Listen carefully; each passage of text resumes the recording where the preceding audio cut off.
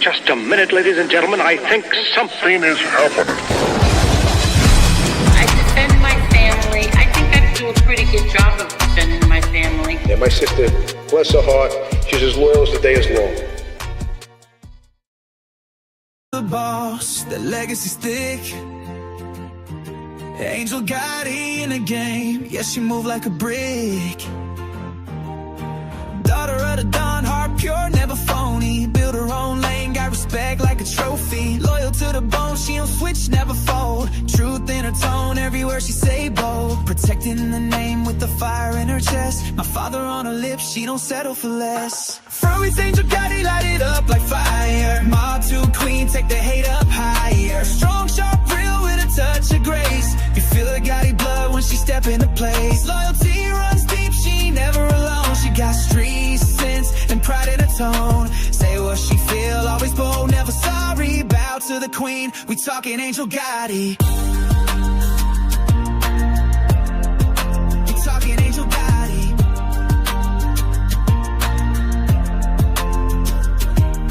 A mother, a grandma with backbone and grit. She been through the storm but ain't never quit. She wear that last name like a crown on her head and stand for respect, not the gossip that spread. Got love from the real ones and fans that ride. Cause angels speak facts, she ain't gotta pick sides. She got stories to tell with a heart full of fight. Built from the fire, now she shining in the light. She don't need no crown, her name say it all. Standing 10 toes down, never scared to brawl. Legacy deep, yeah, the roots run wide. Gotti in the blood with that fire and stride. Not just a name, it's the life she defend. You can love her or hate her, but she don't pretend. Well, I've Angel Gotti, light it up like fire. Mob to queen, take the hate up higher. Strong, sharp, real with a touch of grace. You feel the Gotti blood when she step in the place. Loyalty runs deep, she ain't never alone. She got street sense and pride in her tone. Say what she feel, always bold, never sorry. Bow to the queen, we talking Angel Gotti.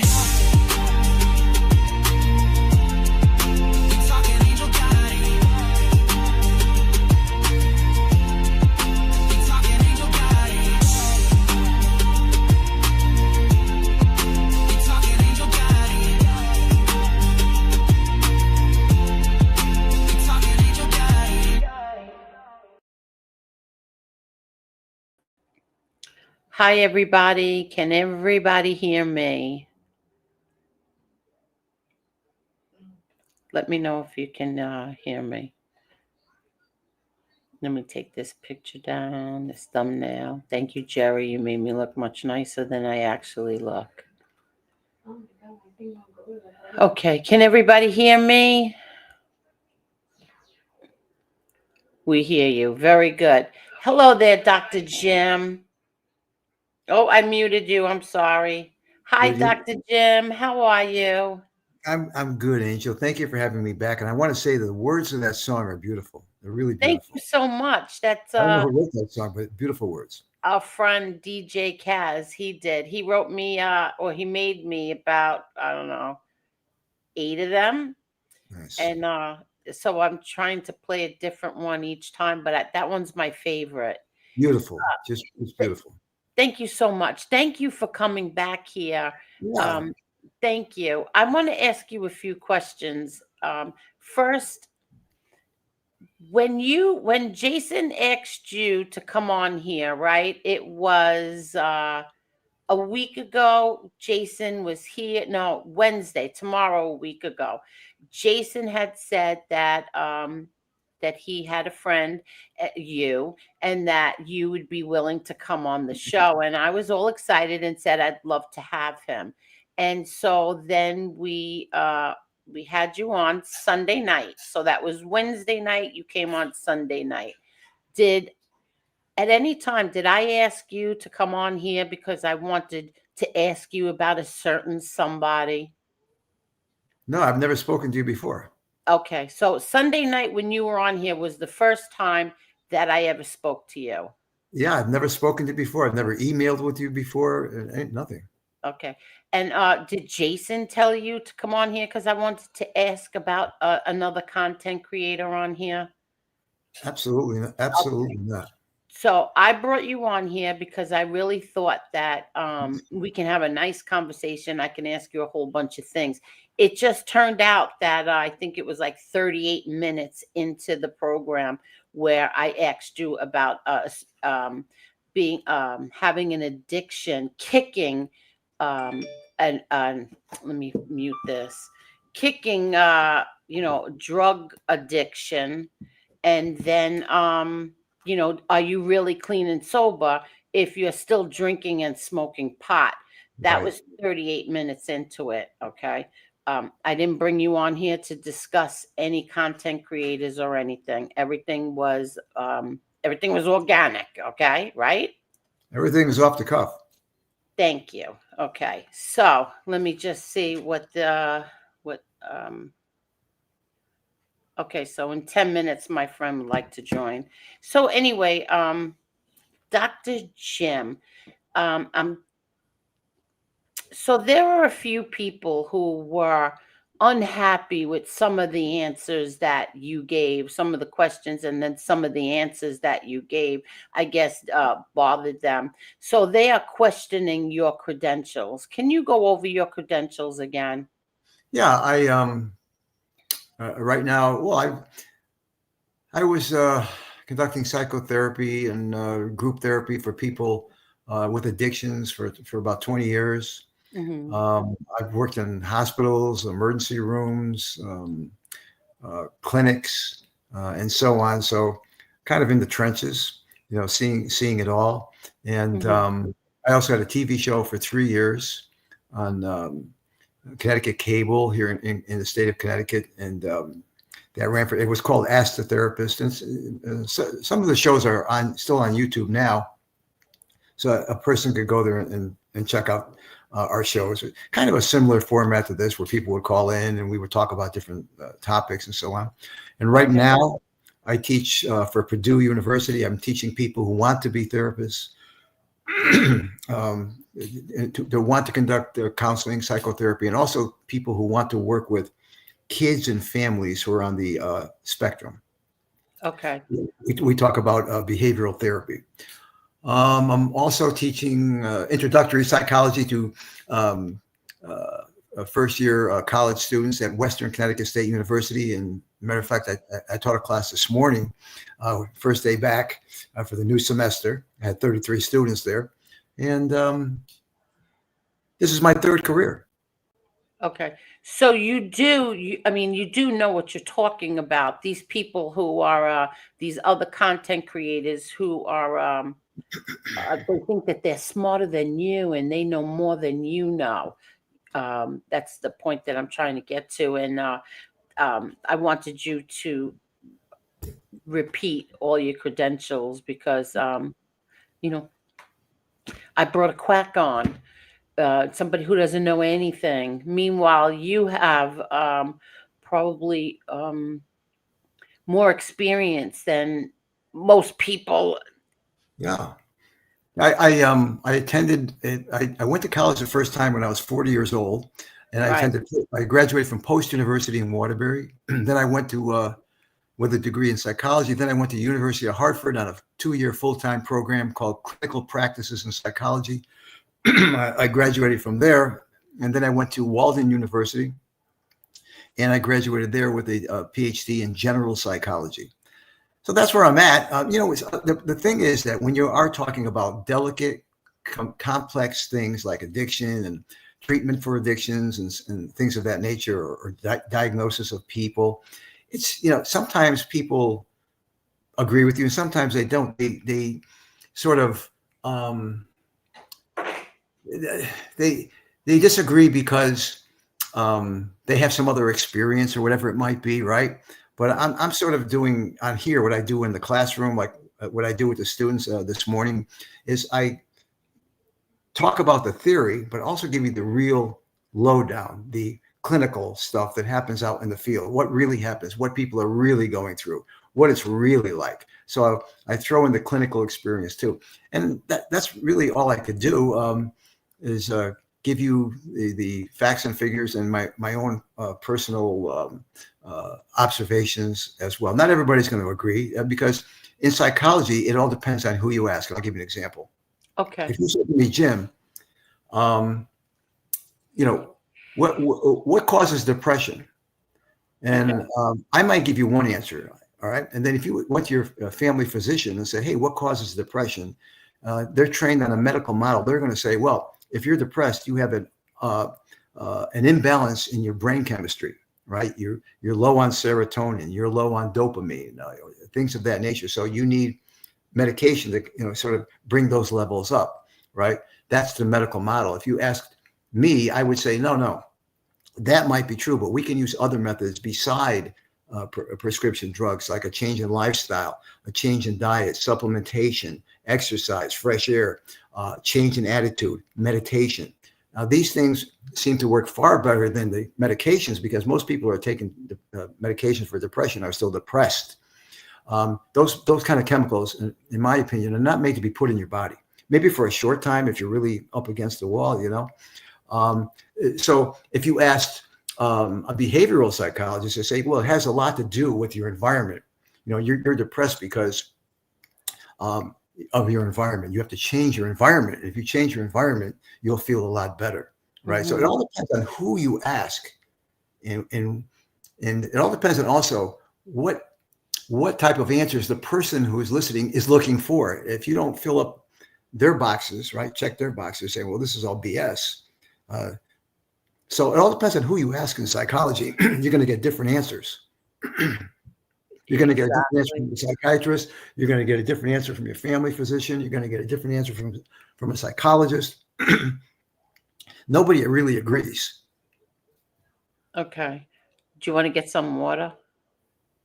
No, I'm okay. Thank you. Okay. So you have most of your career has been with addiction. Yes. Right? Yes. Yeah. Would you say you specialize in the whole addiction?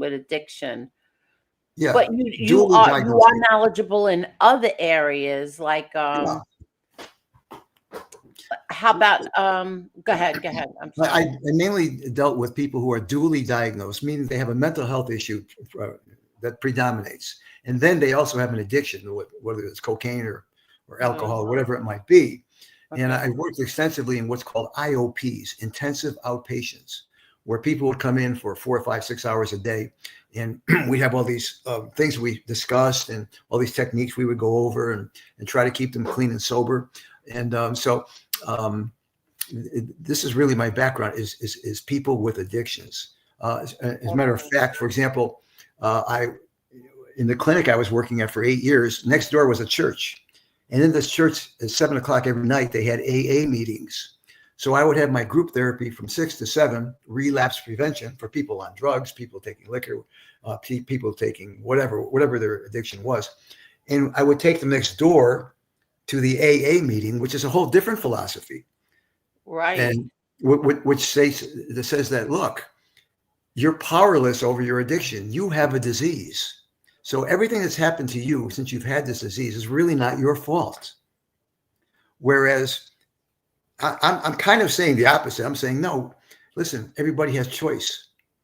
Well, we all have personal responsibility, right? We have free will and choice. We can choose to use or we can choose not to use. But I do think that AA 12-step programs do help. So I would take people there after. So I'm all for employing all kinds of different techniques, but I'm not good with the medications unless the person is psychotic. They have bipolar, they have schizophrenia, they have borderline personality.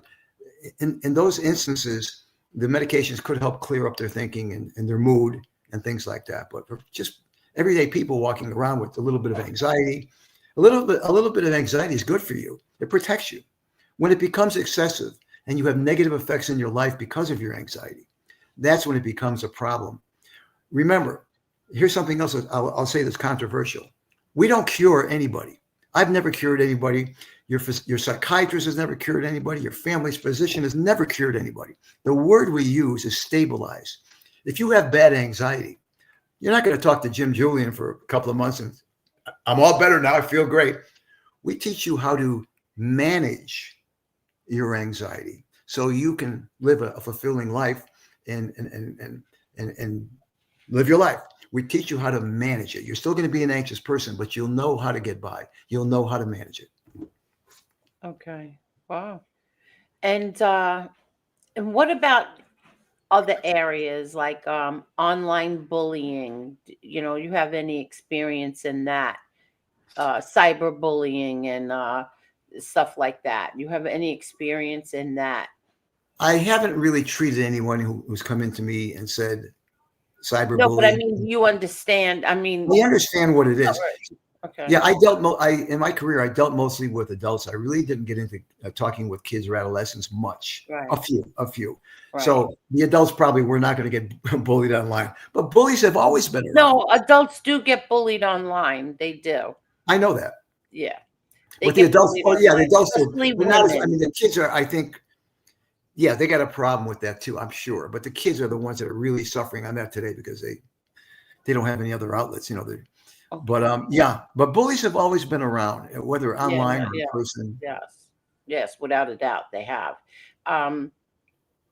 Especially for some reason, I want to ask you a few questions. I should have asked if you would even discuss any of this with me because I really don't know, but I'm going to ask you anyway. So, if a person like me, okay, I'm not a grudge holder. I don't hold grudges towards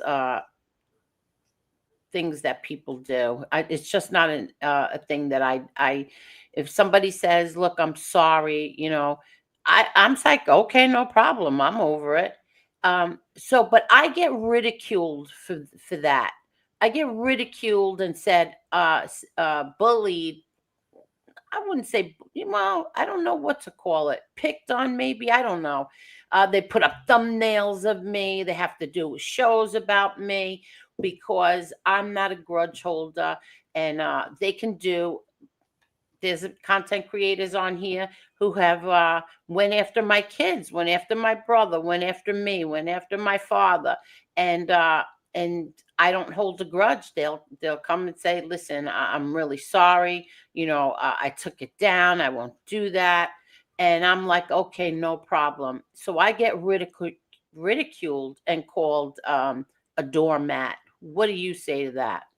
I say that's not your problem. That's theirs.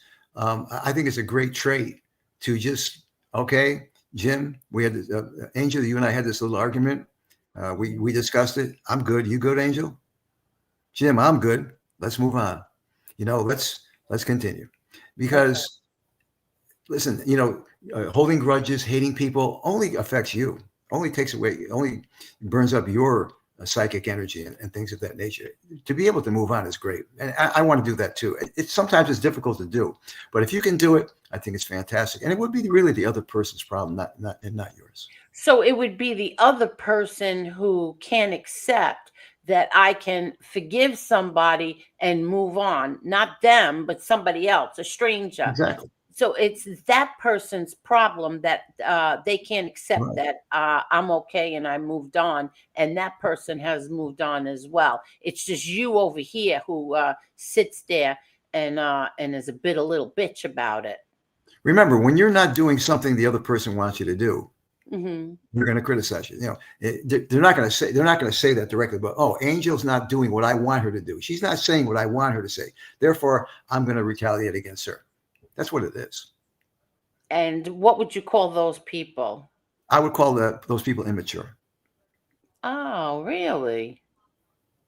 Okay. Right. It's very mature to be able to do that. And it's a wonderful thing to be able to do that. Instead of recognizing a great personality trait in you, they choose to criticize you. And we all know that you are really nobody until people criticize you. If no one's criticizing you, Angel, no one cares about you. So when you get a lot of criticism, that means you're doing good things. Really? I think so. Really? So, also, I've had friends on here. I can't call them friends. At the time, I thought they were friends.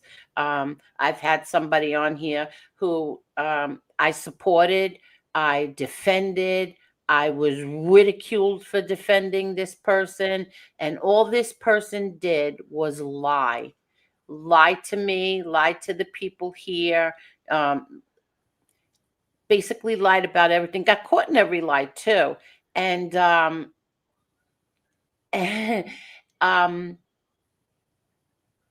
trying to think how I want to put this. I was threatened for supporting this person. I was told I would, they were going to call the newspapers on me.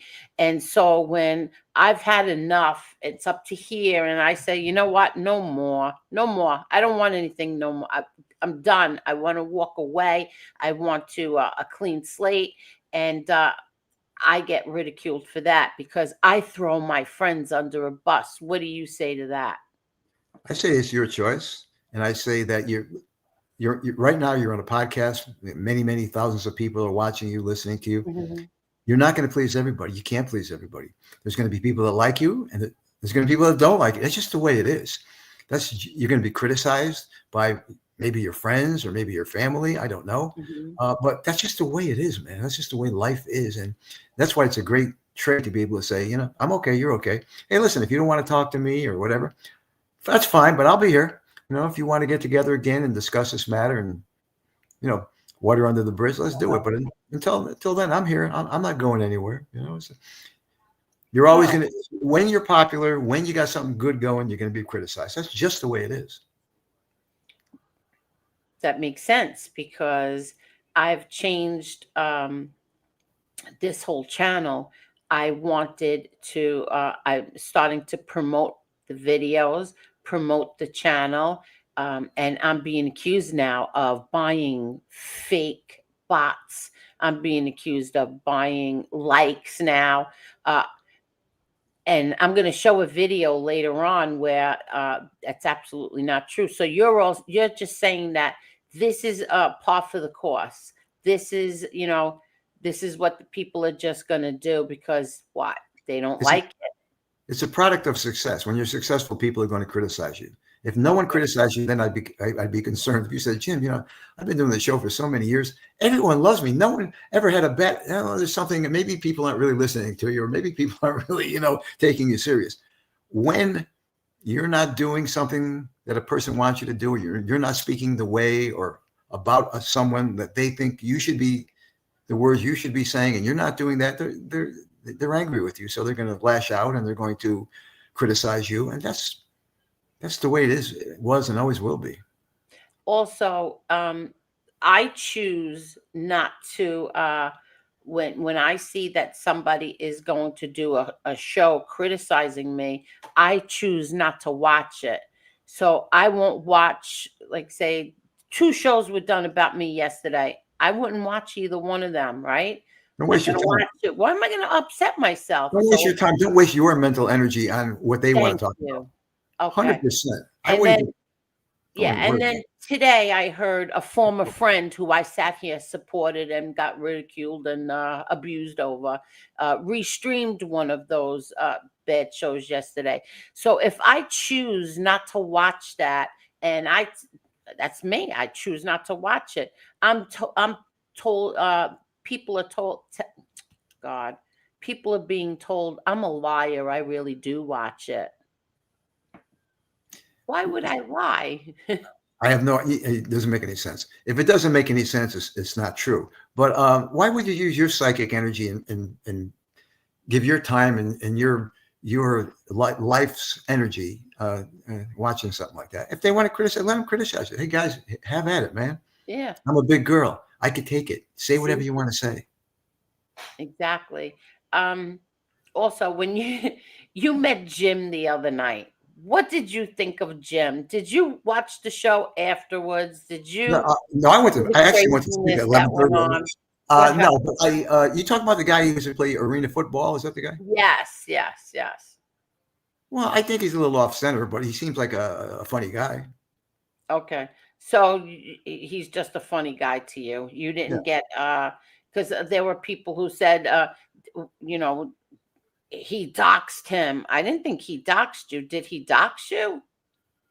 I don't know. I don't care. I'm sure if I meet him in person, we could have a good conversation. He'd be an all right guy. But who knows what people's objectives are when they come on here? Like some of your guests are. The vast majority of your viewers and listeners and people, writing in, it seemed like legitimate questions. They had legitimate concerns. There's always going to be. You're never going to have a perfect show. You know that. There's Right. always going to be someone who's going to try to rain on your parade. And when you're successful, people want to rain on your parade. That's just the way it is. Thank you. I want to see if anybody has questions, but Dubs, you took up, I don't understand what you were doing in here. You took up the whole chat with some personal stuff with you, and I got to scroll all the way down because I don't know. People have questions for you, Dr. Jim. Let's see. I'll get to,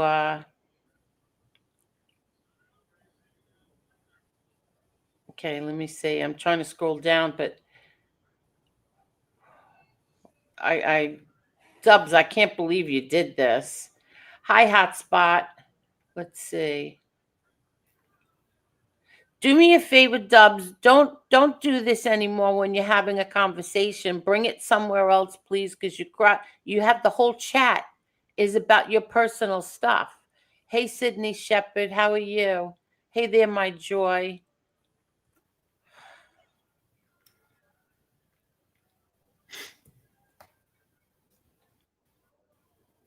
I can't believe this. Oh, I'm sorry, Dr. Jim. No, do what Hey, you have to do. Edwin. The whole chat is this whatever's going on between them.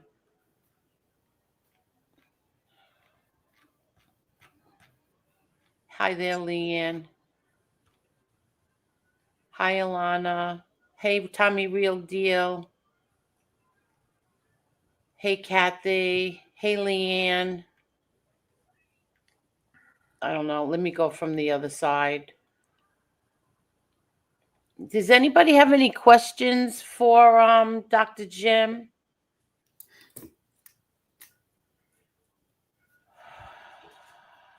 Let me just say, this is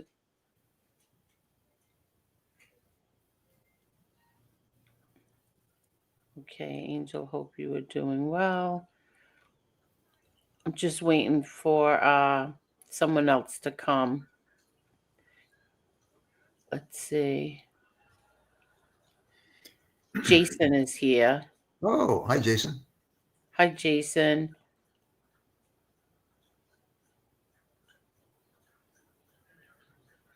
Yeah. People, something, even in the chat, like there's these trolls, right? And that we have trolls. They're very cowardly. These are people who hide their identity just so that they Um, can abuse you or other people. So they what do you say about people like that who are too cowardly to tell their names, but they want to abuse you under a fake account? They well, won't give their names to abuse you. they're cowards and bullies. All I can say. Yeah, so cowards and bullies, exactly. I mean, let's be real, right? Let's Exactly. be honest about it, right? They're cowards and bullies. Everybody's tough when they're on the internet. Isn't Oh, that big true? time. Yeah. Oh, on television as well. They act tough. They sound, but they're phonies. It's not. They're not. Exactly. Hi, Wyatt Earp. Let me see. Let's see. I'm sorry, Dr. Jim. No. You just mentioned Wyatt Earp. That's one of my heroes, Wyatt Earp. Really? Oh Why? yeah, big time. Gunfight at OK Corral. I mean, I love Wyatt Earp. The whole Earp family. Do you really? Yeah. Okay. Yeah, well, Yeah. we have Wyatt Earp's somebody that's here. He's an absolute sweetheart. He's been here for a long time. He chooses that name, but he doesn't abuse people. I understand people want to stay anonymous, but they won't tell you who they are when they're putting you down and making up lies about you or starting trouble. Let's see. Well, Okay. I don't know. Jason, do you want to come up? Jason, I'll drop the link for you. Hold You know, when on. I was coming up, Angel, I don't know, but probably the same for you. It doesn't cost anything to be nice to people. It doesn't cost anything. Be nice to whoever, you know, it doesn't cost anything. See, And on here, Jim, on here, people will start their shows, right? They'll start and they'll put you down. They'll say something, oh, oh, that she's afraid of this one, she's afraid of that one, or she's boring, she's this, she's that. When you answer them back, then they cry and go crazy. Like they really actually start shows and start abusing you, start and it doesn't matter if you're a man or a woman, they will still right, come. yeah. They'll start saying, she's Jewish. I'm not Jewish. If I was Jewish, I admit I'm Jewish. She's a stepchild. I'm not a stepchild.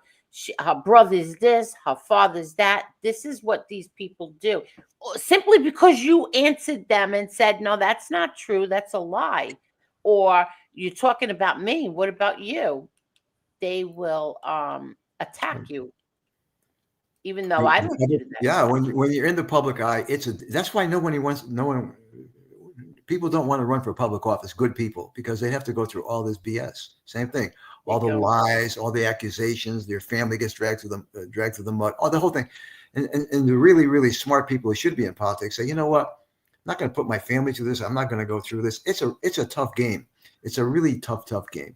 And you have to be sort of up for it. And I think that the good news for you is the majority of your viewers, the majority of your patrons, I think are good, right? They're really good, right? Yeah, Like, I don't know. I love my people. sure, I hate sounding like that. My people. I mean, all they are my your people. They are your people. they're with me since day one, and they're really good people. Hey there, Mean Green. Hi, how are you guys? Can you hear me? How are you? Yes, you have You want to talk to Dr. Jim? Yeah, I just, this came up with a conversation with a friend of mine. We were kind of the Three Musketeers through high school, and since then, we're all in our 50s, but she kind of ran into a difficult time, and now she's on anti-anxiety meds while she goes to AA, and her AA crowd has now outed her because they're now saying she's not sober, Right. but she medically needs this medicine. What is she to do with that? I mean, how do you get around that? What's medically necessary, and have your peers understand? Okay, that's a good question, and here's my answer. It's a very good question. I wish more people would ask those kind of questions. All right, so your friend's experiencing some severe anxiety right now, right? Right. Was it because of a certain issue that happened? That someone in their family got hurt or passed away, or the dog died? Was there something like that? Something you can point to? There was really no trigger. I think her alcoholism has been her trigger, and when she falls off the wagon, and now that they're exiling her from her friends, what she considers her friends in AA, now she's got more anxiety from it. Yeah. So it's kind of driving her to debate that. And she's been very, very controlled in taking her anti-anxiety meds as directed, and very, very closely monitored. All right. So you're saying she's under strict medical care. You know, she's not just over taking more than she should, and it's monitored and all that kind of stuff. She's doing what she's supposed to do. Well, the thing of it is, if she goes to AA or NA or something like that, they're going to say, well, you're really not sober because you're on this benzodiazepines, which are anti-anxiety medications, and they're highly addictive, which is true. More like Klonopin. All right, so half the world right now is on Klonopin. Let me tell you. Exactly. Some people take it. Could you tell me what? Can you? I'm sorry to interrupt. Could you tell me what Klonopin is for? It's an anti-anxiety medication. It's in the family of what's called benzodiazepines. That would include Klonopin, Xanax, Valium, Ativan. These are things, so for example, Ativan would be given to people who are alcoholics and and they're having the delirium tremens because they're having a delirium, right? They're trying to quit drinking and it's not working out for them. So they're sick and they have these delirium tremens and so on. So they give them Ativan to calm them down and get them through their sickness, right? And then once they're calmed down and they're kind of out of their withdrawal symptoms, now you can work with them face to face. But these drugs are only meant to be a temporary thing, which is I would be for that. But what happens is your physician or your psychiatrist is going to have you, mainly your psychiatrist is going to want you on these medications forever because that's how they make money, by writing you prescriptions. That's their training of the medical model. You need pills. You need prescription. You're not able to deal with this on your own. Now, the prescription of Klonopin may be warranted now, but not for the rest of her life, not for the next 10 years. Maybe to get her through this little phase she's going through, wean her off from there, and get into the holistic method of treatment where it's meditation, it's exercise, it's diet, it's supplementation, it's change of attitude, it's change of environment if necessary. So there's a lot to be talked about there, but yeah, if she's going to go to NA or AA, they're just going to give her a hard time. Yeah. Okay. So she just needs to kind of suck it up, buttercup type thing, and just understand that that's just a process and tell them to mind their own business, basically. I mean, yeah, I'm just trying to be blunt about it, not trying to be rude. Yeah, and I don't want to be insensitive to her. Yeah. Now, I'm saying if she's going to AA or NA, especially in NA as well, right? They're going to say, well, listen, you're still taking these highly addictive pills, so you're not sober. So she's going to run up against that sort of wall.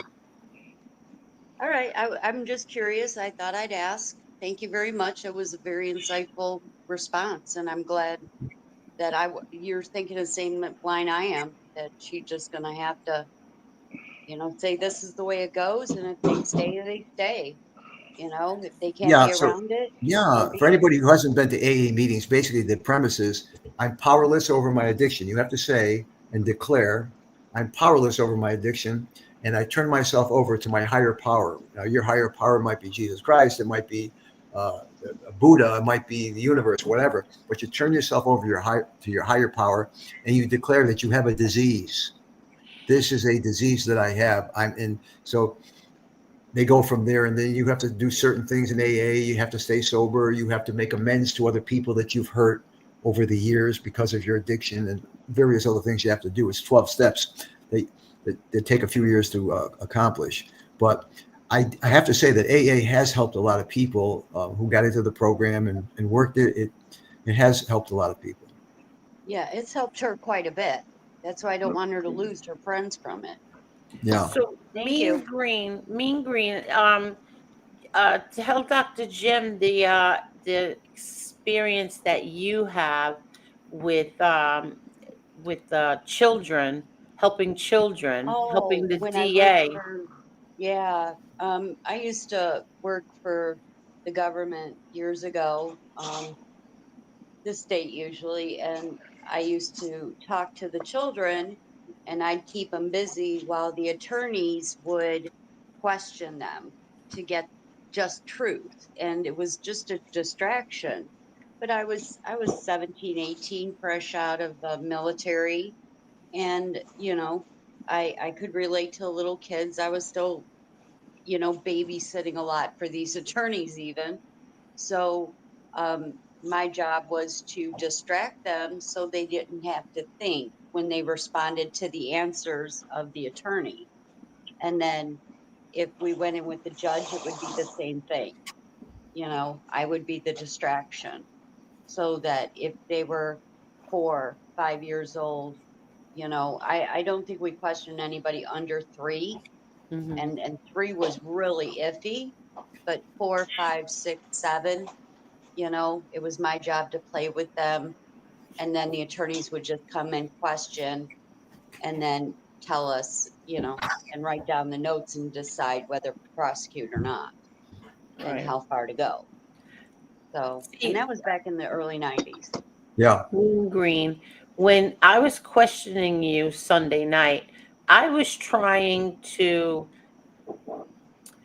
I was accused of trying to help convict a former friend when I was doing quite the opposite.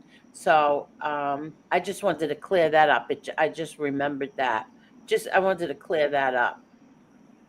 You're Oh, not going to yeah, understand what I'm saying, but the little mealy mouth bitches do. I'm sorry. Go ahead. I get you. Mm-hmm. I saw something that wasn't so pleasant that I didn't like very much that was published, I think, yesterday or like 12, 15 hours ago. Really Yeah. kind of upset me and Oh, didn't like it very much. what You was know, that? it was a video and it was kind of bashing you and Oh, yeah, bashing exactly. Dr. Exactly. Julian. And I'm like, if you were on, then you didn't ask the right questions because I thought we covered a lot of bases back when he was on. Listen, hey, Dr. Jim, how are you? It's Tony. Good to see Tony, Hey, you. Tony, what's happening? hey, Tony. Mean Hey, Green, Bill. what you, hey guys, what's up? Mean Green, what you don't understand, I'm going to explain it right now. And that's what I came up to explain. Anything when they're not getting along with Angel, they're going to bash her. But when they were all here, they all wanted to kiss her ass. Here's what I was talking to somebody about today. Dr. Jim, this is directed at you. Angel is a public figure. Like it, don't like it, she is. End of story, correct? We can agree on. Yeah. No, I'm talking to Dr. Jim. Oh, Yeah, absolutely. Absolutely. I'm a worldwide public figure. Okay. Mhm. So I she wouldn't doesn't say get. that I am. Well, Angel, let me and him talk, and then you jump Okay, in. go ahead. Go ahead. She Crank. is a known. She rates as a public figure. Okay. So when they're here, they're gonna go overwhelmingly out of their way to kiss ass. You understand what I'm saying? And try Yes. and befriend and be befriended in the highest degree. But the minute they leave here and they can gather a few others, you see, it starts with one or two, and they're going to bash her a little bit, very little. But as soon as they can gain some momentum and get more people, they'll really go at it because all of a sudden they're not getting her attention. You understand? Yeah. Wow. You see, hold on, I'm not thinking. So what she doesn't understand is sometimes you have to separate it. Like we have Tommy Real Deal, Carol here, me, we all talk off air, a couple of other people. That's different. Those are people who generally respect each other and are friends with one another. Sometimes you got to be careful. Okay, and I got this from a doctor I was talking to today when I was in my doctor's appointment. Sometimes when you're a public figure, you got to watch out. People will jump and go through hoops to do anything you want, but the second a little bit of attention is deflected away from them, they want to be the best parade. What do you think of that? I think that's the way it is, was, and always probably will be. Absolutely. You're dealing with the public. You're dealing with a fickle bunch of people, right? Today they like you, today they love you, tomorrow they hate you, or whatever it might be. Once again, if Angel isn't saying and doing what they want them to say, she's a bad person. Correct. Now you see, me and Angel didn't speak for a year. Neither one of us bashed each other at all, zero, because there's the respect level is not to do that there. These people are out of the Yeah, but box we a bashed week. each other. We bashed each other behind the scenes. Come on, Tony. That's different. We didn't put it Yeah, out in yeah. public. We were beating No, each other up no, as people. exactly. If people Exactly. ever seen those things, forget about it. But what I'm saying is, we never did it on air. You never did posts about me. I never did post. I had plenty of platforms. I never bombed you, not once, Mhm. and you never me. Well, and I really think they were hitting below the belt. There are just some things you don't go after, and some things you do, and that's all fair game, love and war. But there's some things you just don't say, you just don't do, and they were going full blown at it, and I just removed myself, and I just went, okay, I just need to stick to Angel's channel and just not investigate any further. I know what I'm the kind of people I'm going to get now. Well, that's what I So mean sometimes when Thank I you. say, be yeah, careful with all the so chats you go to. I don't tell you where to go. I don't care where you go, but don't get your feelings hurt if they see somebody bash your friend because this is YouTube. You know what I mean? That's yeah, going to happen on YouTube. yep. And it's always going to be like it, and it always will. So you're not going to change it. Look, Dr. Jim came on here, sat with me and Angel for an hour and a half, almost Two and a 2 half hours. hours. 2.5 2 hours. hours. Yeah. All right. We had a great conversation. You're always going to find somebody to pick this or that. But when you devote a show to thinking it's about you, when you were the furthest thing from our minds, Exactly. you got a problem with self-awareness yourself, because you're the least of what I got on my mind, buddy. Yeah. Dr. Jim, hey, Nils here. Just real quick, were you a practitioner of EMDR? No, I'm familiar with it, but I've never used that technique. But it's a good technique. It helps a lot of people. It's the eye movement. It helps a lot of people. It's not many therapists for that around here. It's in New York City. There's more. There may be a few in Connecticut, but EMDR is a verified a good treatment, and it does help a lot of people, especially What is people that? with I'm sorry. post-traumatic. I'm sorry to interrupt, but what is that? EMDR. Well, What it's is a it? treatment. It's a treatment really designed for post-traumatic stress disorder. Oh, okay. People getting flashbacks and things like that. You move your eyes in a certain way when you get these thoughts and everything, and you redirect these thoughts. I have never practiced it. I've never used it, but I know it's a proven type of treatment, and a lot of people swear by it. I had done some research on that, and believe it or not, it's almost like the Scientology on how they measure in the beginning. And if you've ever watched anything on Scientology and they grab those tin cans and the meter goes off, every time they repeat the story, it becomes less and less. It's trying to get your brain to reset the memory. And so, like, every time you tell the story, you snap a rubber band, and you tell the story again and snap the rubber band. And it's supposed to jolt your brain out of it a little bit. Again, I haven't found a therapist that does it either. I've known a lot of them that are going to school for it, but it's adding on another 6 months to a year for certification. Yeah, it's very common through the VA and the civilian sector. It's Yeah. not. And I first went through it in 2011. I went through How'd EMDR. you do?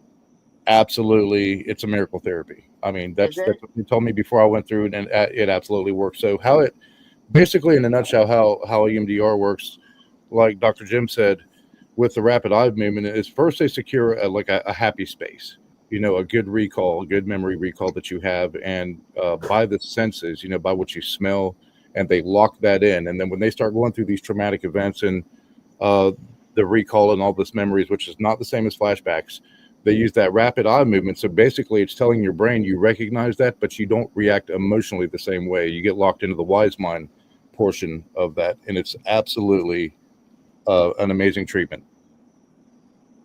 I'm happy it worked for you, because I've heard the same thing from other people. They really like it, and it seems to really, really help. So that's what this business is all about. We want to help people feel good, and so I'm glad you're feeling better. See, some people come on here with good backgrounds and nice backgrounds, and then they forget that they're on YouTube. They're not in reality. It's some reality, but not much. Right. And Nils, how many treatments did you go through before? And did you have to go through each individual one to get over each kind of trauma, or Yeah, did you kind of group it together? it was once a week, and basically it started from the first say traumatic event, and then led into other sessions. So you complete that, then you go in and you start a recall on another event, you lock in that happy place, and it was 19 sessions, so 19 weeks. That's Not great. bad. Okay. Thank you for letting me know. Yeah. I really appreciate it. Great I've heard it testimonial. works A great well. testimonial. I like it. Yeah. Yeah. Hi, Mhm. Steve. So what you got on the radar this weekend, Dr. Jim? Got any plans?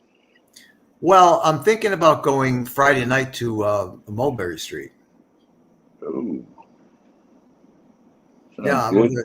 with another guy. You're going with Jason, our I don't think Gambino Jason's. family associate. I don't think Jason's going this Friday night, because another friend of mine, he used to be my partner on my television show, Dr. George Hadjar. This guy's a real animal. He's got 4 master's degrees. And a PhD. He's an animal. That's all I can tell you. So I'm planning on going out there with him on Friday evening. So, in other words, you're not inviting Jason. Jason, No, Jason is welcome to come, but what do you have to say about that, Jason? yeah, Jason's welcome to come. You can meet it there. Yeah, wear some pants, Jason. Yeah. But Yeah, I mean, Jason, you're not yeah, allowed go to ahead. go wearing those long capris. Okay. I have to wear pants next time. You have Not a to wear problem. pants. Okay, Dr. Yeah. Jim, one of the questions the other night was from Mr. Smith about science behavior or behavioral science. And he Yes. said that he didn't understand the way we were talking about it up here. Do you have a background in it? And if you do, can you explain it a little bit? Well, behavior science is basically this. Behaviorists would say that people learn by two ways, through rewards and punishment. You're more likely to behave in ways for which you are rewarded and less likely to behave in ways for which you are punished. So it's all about rewards and punishment. If you're rewarded for a certain behavior, the parents use it, right? If you reward the kids for certain behaviors, they're more likely to behave in the ways that you want them to behave. If you punish them, Johnny rode his bicycle out in the street last night, and the dad says, "Johnny, told you 10 times not to ride your bike in the street, so no bicycle for the next 2 weeks, Johnny." "Oh no, Dad, please, I want to ride my bike." Not for 2 weeks. That's your punishment. And the kid is much more less likely to ride his bicycle out in the streets. So behaviorists would work with those two concepts of rewards and punishment. Yeah, All right, but so look at people who go to prison and they come out and they just keep, recommitting crimes. That's a whole other story, and I've often brought that question up many times. It's all right. I have a personal theory about that after talking to many people coming in and out of prison for years. There's three ways in which we can live. We can live the easy way, which I hope everyone here is living that way. The easy way is you can look at other people's mistakes in life and not repeat them yourself. You could say, my brother was a heroin addict, and gee, he really had a lot of tough times in his life. So when I'm offered heroin, I'll never accept it and I'll never do it because I saw my brother suffer, and it's just not. I don't want to make the same mistake. So that's a really easy way to live. You learn by other people's mistakes, watching them. The hard way to live is you only learn through your own mistakes. For example, I have a brother who was a drug addict. Someone offers me drugs, and I say, "You know what? I think I'll try it because I'm a lot smarter than my brother, and I have a lot more willpower. So I'll never become addicted." And guess what? This guy becomes addicted, right? Because he only learns through his own mistakes. And then lastly, there's the impossible way to live. And this is addressing what you're talking about, the prisons, where people don't learn through their own mistakes, and they don't learn by watching other people's mistakes. So they continue to make the same stupid choices over and over again. And this is part of them coming into prison and leaving prison and going back. They're living the impossible way. So there's exceptions to every rule. So the behaviorism works for most people, but there is that small population it just doesn't work for. Wow. Do you believe the CBT, the cognitive behavior therapy, do you think it should be more common and more available, like free to anyone? Well, cognitive behavior definitely has its place, and I've used cognitive behavior therapy where you're combining the cognitive, which the cognitive therapist would say, "Hey, listen, you're not feeling up to par because your thinking is crooked, right? Your schemas, your mental representations of the world are faulty, right? So that's part of it, and then behavior. The person, the therapist, is going to give you homework. Okay, so what's really bothering you? Okay, here's what I want you to do. I want you to practice this phrase I'm going to give you. I want you to practice it 50 times a day. Or I want you to listen to this tape. And I want you to report back to me next time we meet. What did you get out of that tape? Or I might want you to read this article or this book. So they combine the cognitive with the behavioral aspect of it. And cognitive behavioral therapy seems to work very well in a lot of instances. What about this one here? Automatic negative thoughts. A lot of people say, some people do 10, 11, 12 years, and when they come out, it's a completely different environment. Some people say, they want to go back in, some people, as sick as it might sound. Yeah, well, that's true. You know how they want to go back in the winter time because it's cold out and they have nowhere to stay. They get 3 meals and they get a cot there in the prison, right? So it's an easier way for them to live. But yeah, there's just uh, it's a good question. For every good thing that therapy can do or mental health treatment, there's always people that are what we call refractive from treatment. It doesn't take. For Well, example, right? what the numbers show that the homeless goes up, that they go into either shelters or even get themselves arrested in the winter because of the freezing. So the That's number what goes up, I think, by 18%, they said. Yeah, that's what I'm talking about. Yeah, but for example, people with severe depression, right? They've gone through all the talk therapy. They've gone through all the medications. Nothing's helping these people. So now I've been involved in this, taking people to ECT, which is electroconvulsive therapy, right? Where they're given a mild shock, right, on their brain, and this kind of causes them to convulse. It does. And during this convulsion, the chemicals in the brain get all jumbled up.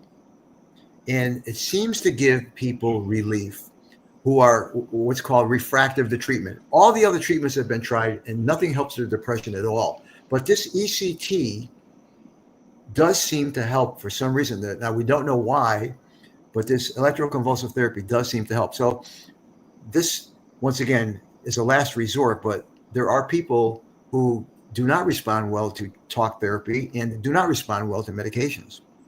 But there is a small percentage, so they can fall back on an ECT, and that does seem to help this population of refractory people. But there's minor memory loss for a while once you get the treatment, and it's a little hard to take because you're given an electrical shock and you have to put a mouth guard on so you don't bite your tongue off and all that kind of stuff. But it's so for every rule in psychology, or behaviorism, or all the stuff we're talking about, there are people who it doesn't work for us. But so there's a million reasons why people tend to reoffend and keep going back to prison. That's a discussion for another day. We could talk about it all night. Yeah. Sounds good. Angel, you want to say something? Yeah, I wanted to ask, what about this this thing that I read about a few years ago? Nobody seems to really know much about it.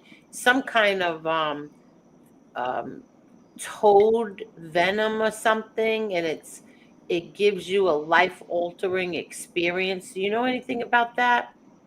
No, but it sounds like the magic mushroom a little bit. But no, I know there's poisonous toads out there, and so maybe it has something to do with that. But um, or if you sort of ingest something from the toad, you have these psychedelic experiences. But I don't know anything much about that. I can't Are really you Oh, comment. you don't know talking? much Are about you that. All talking right. that those Steve, toads up in Washington or somewhere I where don't they're know. licking them? I just know that I was reading a lot of celebrities were doing it, like Mike Tyson did it. They And were licking these toads. Yes, I did hear that. I have not seen proof, but I did hear it. right. So You it's know, kind of like a magic mushroom. Steve, I'm curious. Steve said I've been clean and sober um, since 1995. Do you drink or smoke pot? Just curious, Steve.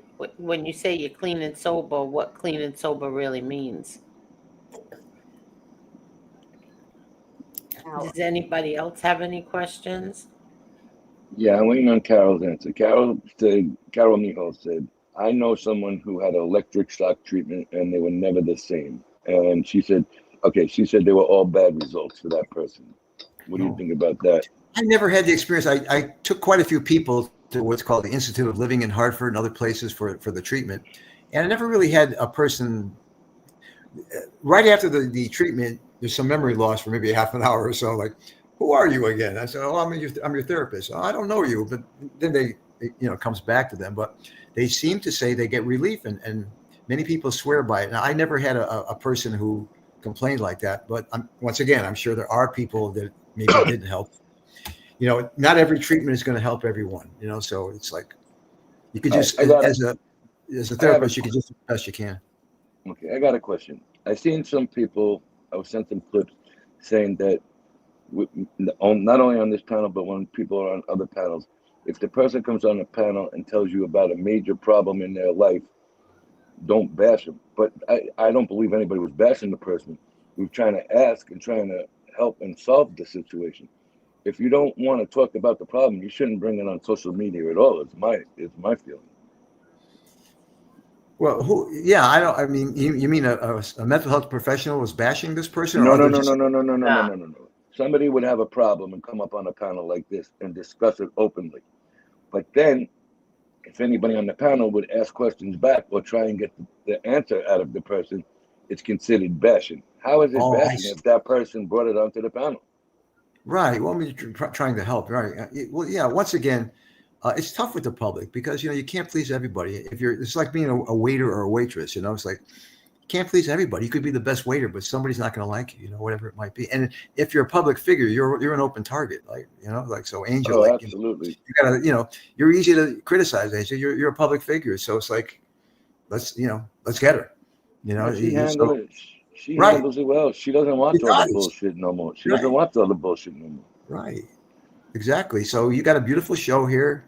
I love your opening song. You got beautiful people I'm looking at and talking to right now. And you have good shows. And I think that you discuss a lot of issues people are interested in. And people are interested in everyone's opinion, and especially yours, Angel, because you run the show. Hey, Jim, remember I used to do the show up in Waterbury, Connecticut? Yes. Remember Waterbury? For about 10 years, I used to do a cable TV show for years. Used to watch it too. Jason was talking about politics. Yeah, that's right. Yep, for about 10 years there. And hey, Jim, I told them they're very familiar with this. You know the 3 B's, right? Betting, booze, and broads. And under booze is drugs. Remember that? The 3 B's? Yeah, that's a bad combination. Yeah. Jason was also working in the state capitol. Did you tell Angel that you're working in the state capitol in Hartford? You were what were you doing there?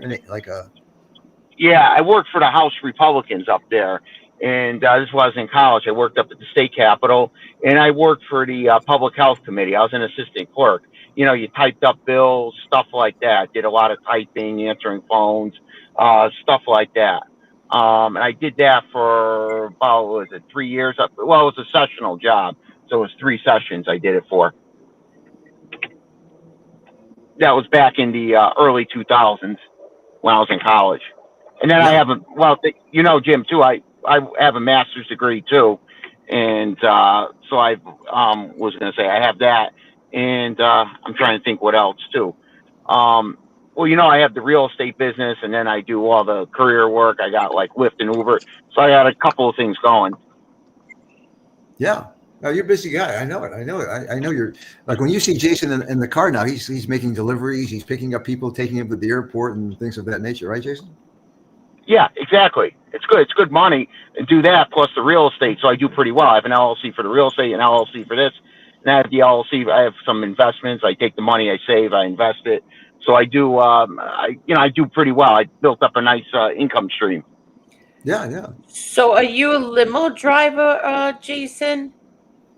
Well, I have my license. If I wanted to drive a limo, I have this special F license. But I never really use it. But I do Uber and Lyft at night along with deliveries like DoorDash and stuff. So I got a nice, if one's slow, I have the other. And I have that going. And then during the day, I got the real estate. A lot of leases, rentals I do between Connecticut and New York. Hey, Angel, Dr. Jim, and Dr. Jim, Kevin Wu and Chad has a good question for you. He said, do you believe legalization of drugs helps or hurts our mental health as a society? I think it hurts. Hey, Freya. Hey, Boston Jay. So you don't feel that pot should be legal? Well, I don't care if adults want to smoke pot in their house. I mean, I could care less about that, right? Okay. But I don't think that, the younger people should be smoking it up and getting high and all that kind of stuff. Right. There's more arrests now in Connecticut for pot-related things than there were before it was legalized because they're not carrying it properly. They're not keeping it where they should keep it. They're selling it to their friends or whatever. So there's still a lot of arrests for or they're smoking it while they're driving, and so there's still a lot of things going on there. But the old statement was before for many years, pot is a gateway drug. That is true, I think, a lot of times, not all the time. But if you ask most people, how did you get started with the hardcore drugs? Many of them will tell you they started out smoking pot, and many of them might tell you that they started out smoking pot with their parents. What? Mothers and dads who had, say, for example, a kid who was hooked up on heroin or some other street drug, they would go out and buy the drugs for the kids and give it to them and let them use the drugs in the house. Why would they do that? Well, I don't want my son getting in trouble. And, if he's going to use, I want him to use at home under my supervision and things of that nature. So they would go out and buy the drugs for them. But not a problem today is you don't know what drugs you're buying, and you could be killing your own kid. Yeah, you can be killing your own child. Yeah, you make one mistake, you're dead, right? So, yeah, I think the dumbing down, like we mentioned this before, the dumbing down of America has a lot to do with a lot of young people smoking it up. I'm not against adults. Listen, if a guy works all day and he wants to come smoke pot, be my guest, right? It's an adult decision as long as there's no kids around you're modeling for or things like that. I have no problem with that. Let me ask you a question to the whole panel. What's the legal age to get that marijuana card, or does it vary by state? I think it varies by state, but I think in Connecticut it could be 21. Okay, so let's say you're a 21-year-old in college and your parents don't want no drugs in the house. You could go out and buy your weed and saying it's legal, and I got it from a doctor's card because you have doctors. Like, I went to a tattoo convention. I don't even got tattoos. There was a doctor on site in one of the booths. As long as you were of age, you give me a license, you pay him the $120, he gave you the card. He gave you a temp card, and then he mails you a card. All right? So now you have a medical illness, and those doctors over there are giving you a medical illness to get the card. That's their business, a lot of them now. Yeah. So you don't even have no say what's going on in your home, in your own home. Well, it's medically prescribed. Possibly, yeah, right. Yeah. Yeah, I just don't think that it's hard. Like I said before, last show, I have enough problems myself making good, solid choices and decisions, and I'm sober. I can imagine if I wasn't sober, I'm not going to make good choices and decisions. And life, we have two choices in life: to be happy or sad. I want to be happy. I don't want all the BS of drug stuff in my brain, because I want to be able to make the best choices I could to have the best chance to be happy. I got a question from Justin Jones. What about the use of ibogaine, ibogaine, and DMT on our veterans for PTSD? I'm not familiar with it. I don't know. Never heard it before. I know the VA has been using DMT and microdosing shrooms. What is it, Jason? Oh, okay. That I've heard of it. So, any experience with that? In my field, the microdosing, many of the patients that have come in, to the ER and stuff like that had admitted they were microdosing, they were very grounded. So, and more cooperative than, say, someone with meth psychosis or delirium from alcohol abuse. So, can I just say something?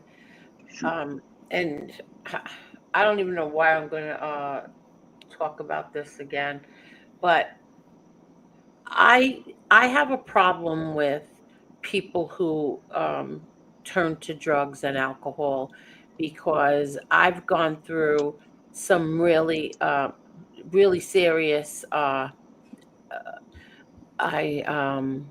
was in a jewelry store robbery with my one of my closest friends' mothers was killed in front of us. Whoa. 2 years later, my brother died. I was there when he was laying on the ground. My best friend 5 months later. So many things. And I was 18. First, I was 17, going to be 19, 21. I never turned to drugs or alcohol. So I have a problem when people say, well, I went through this, that's why I turned to drugs. Here's the am deal. I wrong for that kind of thinking? Yeah, but you had strong parenting. A lot of people don't have strong parenting, strong backbones to fall back on. That I understand. that Well, that helped part of you all out of that this is, time. I do understand that 100%. Yeah, I family's going to understand help. when If you have a strong family behind you, that's definitely yeah, going to I help. do understand that. I mean, not for But I'm nothing. You talking got about home. other weak, weak shit. Like I hear, oh well, I went through this and I went through that. And I'm like, are you serious? Yeah. Well, Angel, you have a point there because listen, life is full of problems. Everybody's got Yeah. problems. I got problems. Everybody's got problems. It all Yeah. depends on how you cope with them. Some people don't have the coping skills that Angel might have, or anybody here might have, or I might have, Mhm. and they have no support. Their family is negative, and so on Mhm. and so forth. So they're much more likely to turn to something to numb them up, right? Yeah. So Mhm. that's I'm a basically perfect case. I'm sorry, Dr. Jim. After my daughter died, I was 21. I was like a raging alcoholic for 11 years. Oh, listen, That was, I'm not talking about stuff like that I, when a parent loses a child. I'm not yeah, talking that about was stuff like that was that. tough. And then after the Sofa Superstore fire, and I was fine for a couple of years. And then after the Sofa Superstore fire, we lost 9 firefighters in Charleston, South Right. Carolina. I went right back to it. That was the easy go-to thing at the time. And have great parents, have a great family, but I didn't want to put that burden on them because it's something that I experienced, not something they experienced. But by proxy, they were going through that same pain being exhibited by my emotional reaction to it. well. The good And news is you overcame it, though. oh, 100%, 100%, yeah. And that's where the EMDR came in, and yeah, that was just the easiest thing. And because of the flashbacks, the nightmares, ow, cat in the middle of the night. Sorry. That was the only way that I could sleep all night was to get just pissed, drunk, and pass out and sleep all night. That's how I dealt with it at first, and that was not the healthiest way to deal with it at all. Yeah, but you overcame it, and that's a great thing because a lot of people Yeah, don't overcome it. A exactly. lot of people don't. They just continue on. They never stop, or they stop Yep. for a while and then they go. So that's a great thing that you did. You should be very Yeah. proud, and it's a really great thing. It's hard to do. Now, I have a question for you, Nils. I lost a Hey, child as question, well. We Jay. both know that. Yeah. Would you consider yourself an alcoholic during that period of time? Oh, absolutely. Are you, So, so are you still, don't you consider yourself an alcoholic? Because isn't it once you're an alcoholic, you're always an alcoholic? I have a different view on that because that's how, like, do I still drink? On occasion.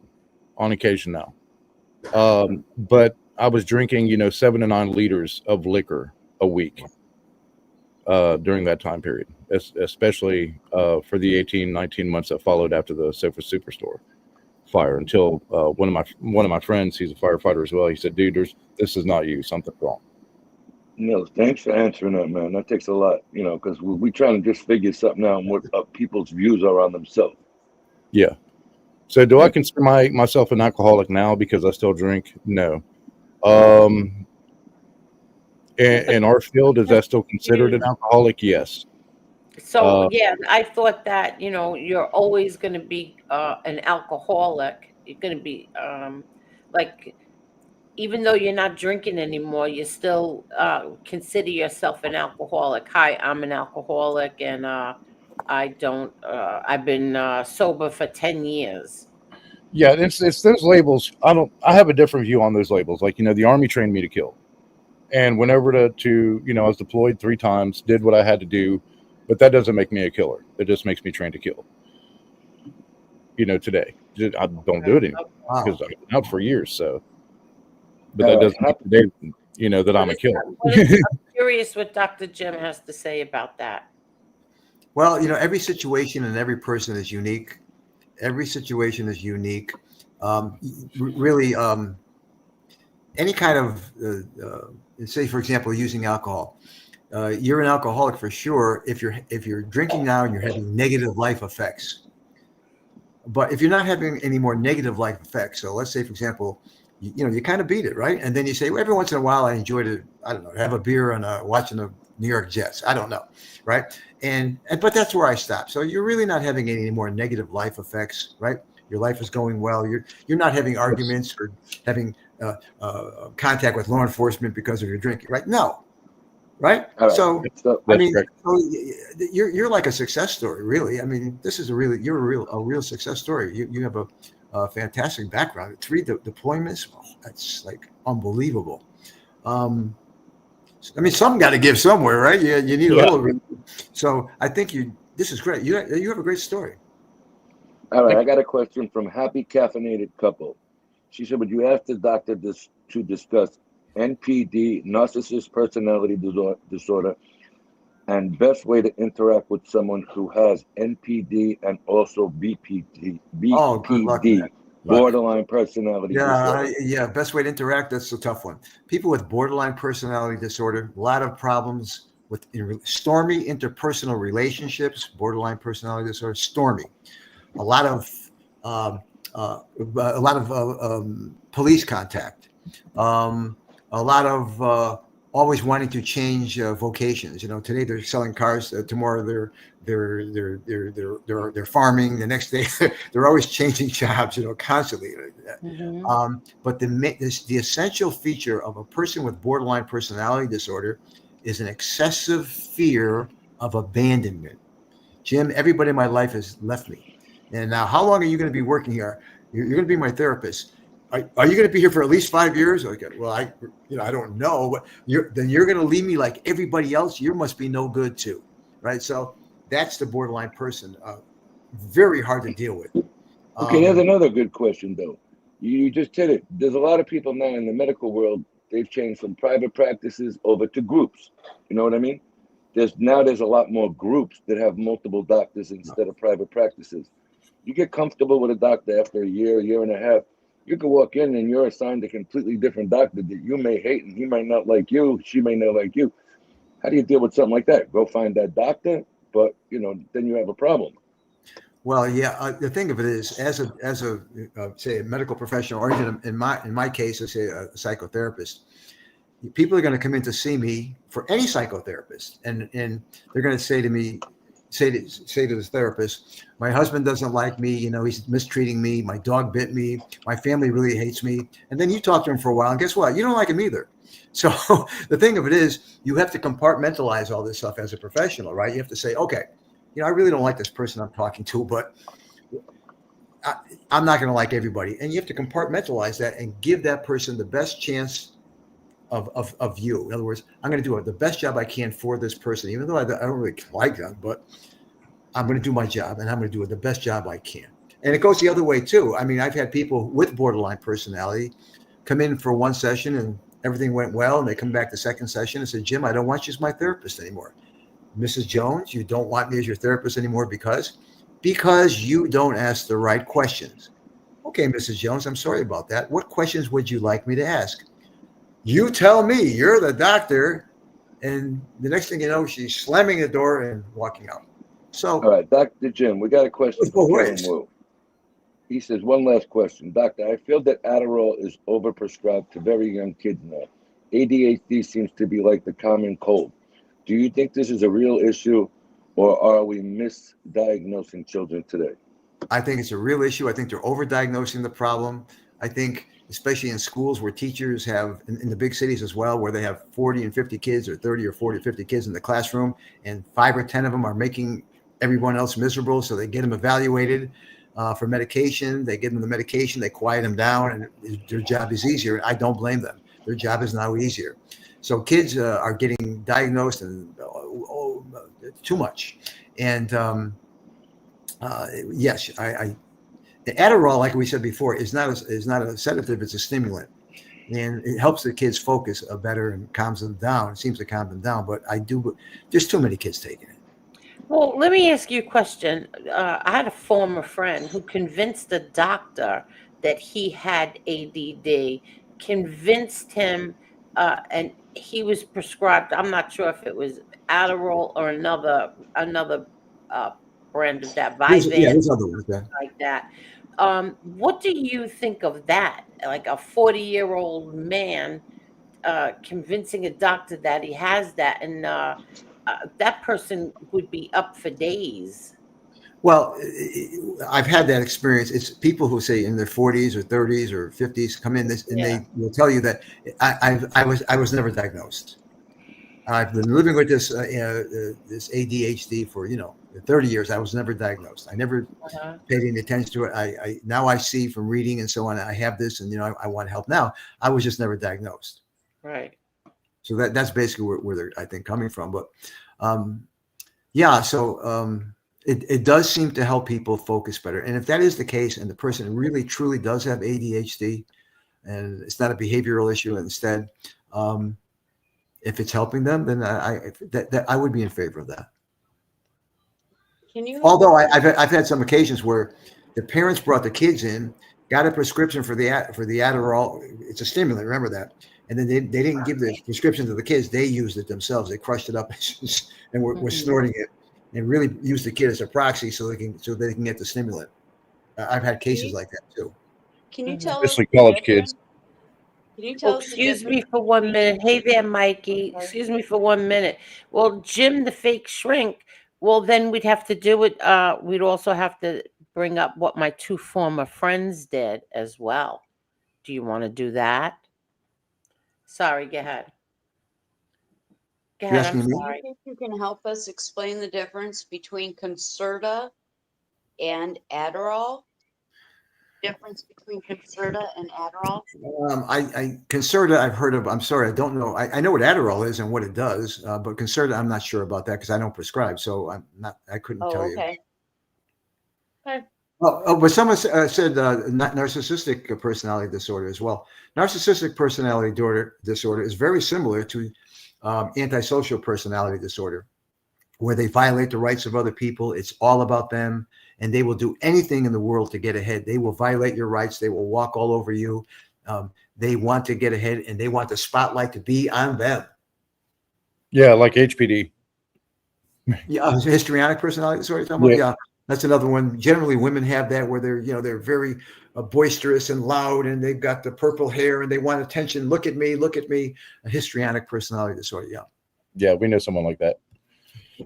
I agree, Steve. Steve said that funny shouldn't be at someone else's expense. I agree. Hey there, Mikey. Mikey said, "Hey, Angel, great guest and excellent feedback from Dr. Julian." Thank you so much, Mikey. Thank you for the comment. Boston Jay. I agree. Hey, Jim, I got a question for you. Yes. Somebody I know, this person relayed to me like this, second cousin. Their mother died 15 years ago, right? And both the brothers won't sell the house because the memories, and they have the house empty. They have all her clothes there. They have her car there. In other words, it's just like when she lived there, and they go over there and have dinner every night. It's like they pretend she's there, but she's not. And they never cleaned out the cabinets. What kind of personality disorder is that? Like, you're still holding on to something. And I know this person's on antidepressants, but I mean, the mother passed away 15 years ago, and they're still holding on to the house, and they go over there and have dinner like their mother's still there. What's going on with that? Well, I never talked to the people, but it just sounds like they may be somewhat eccentric. Okay. In their beliefs and ways. Not everything is a mental health disorder. I mean, people could be odd. People could be, if you're eccentric, you have money. If you're odd, you're poor, right? But yeah. I mean, they could just be eccentric or odd. There's people out there that are odd and really don't are classified in any mental health type of disorder or anything like that. There's just odd people out there. Yeah, eccentric. They're on antidepressants. They're on antidepressants too. They can't get past their mother dying. There's probably more people in the world who are on antidepressants that are not. I mean, the whole world seems to be on benzodiazepines and antidepressants and all this kind of stuff. Not meant to be put in your bodies, only in special circumstances. Right.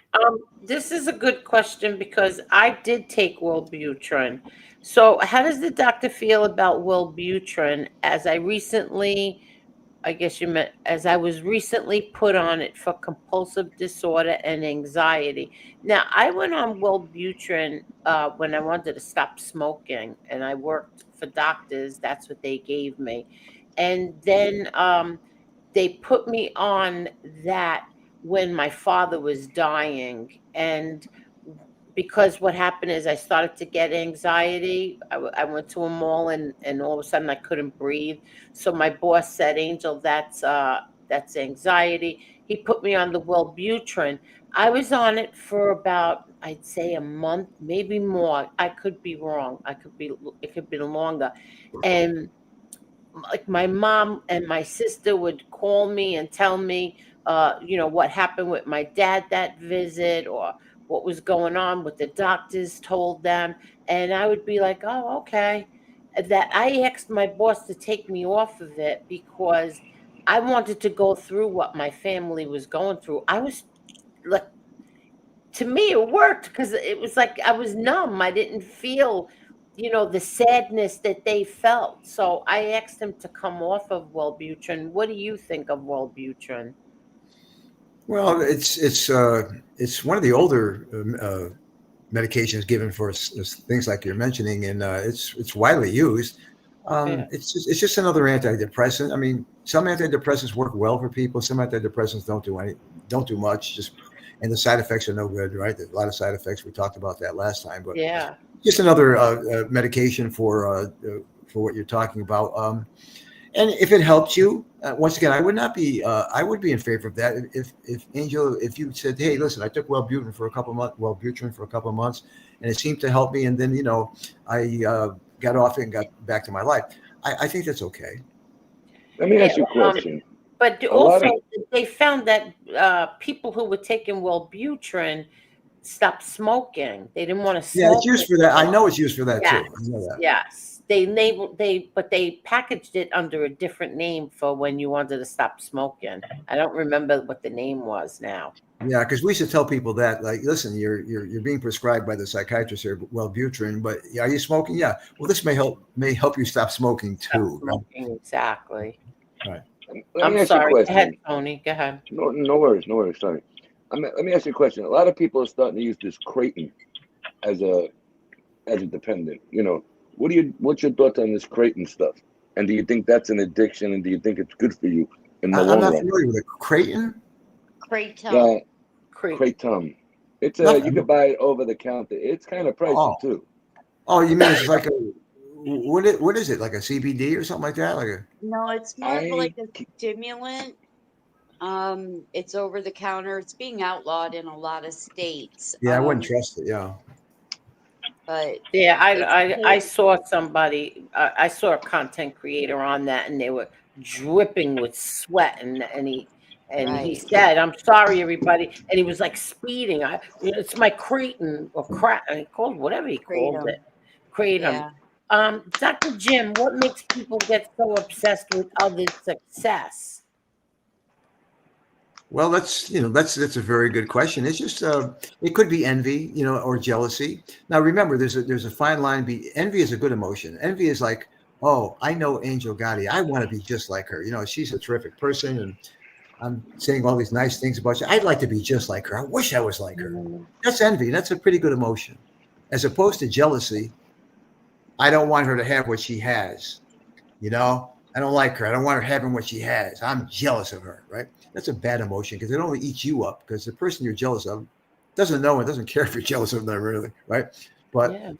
there's a bad emotion there, jealousy, but there's a good emotion, envy. So it's something like that. I've never been jealous of. I'll tease and say when Tony over here sends me pictures of baked clams at one of my favorite restaurants, I'll tell him I'm jealous, but I've never really been jealous of any other human being. That's a good. See, you have some really good traits, Angel. You do. You're mature enough to say, you know what, we had this little spat. It's over now. Let's continue where we were. Okay. You said what you had to say. I said what I had to say. We're good. So, and the same thing with the jealousy and the envy thing.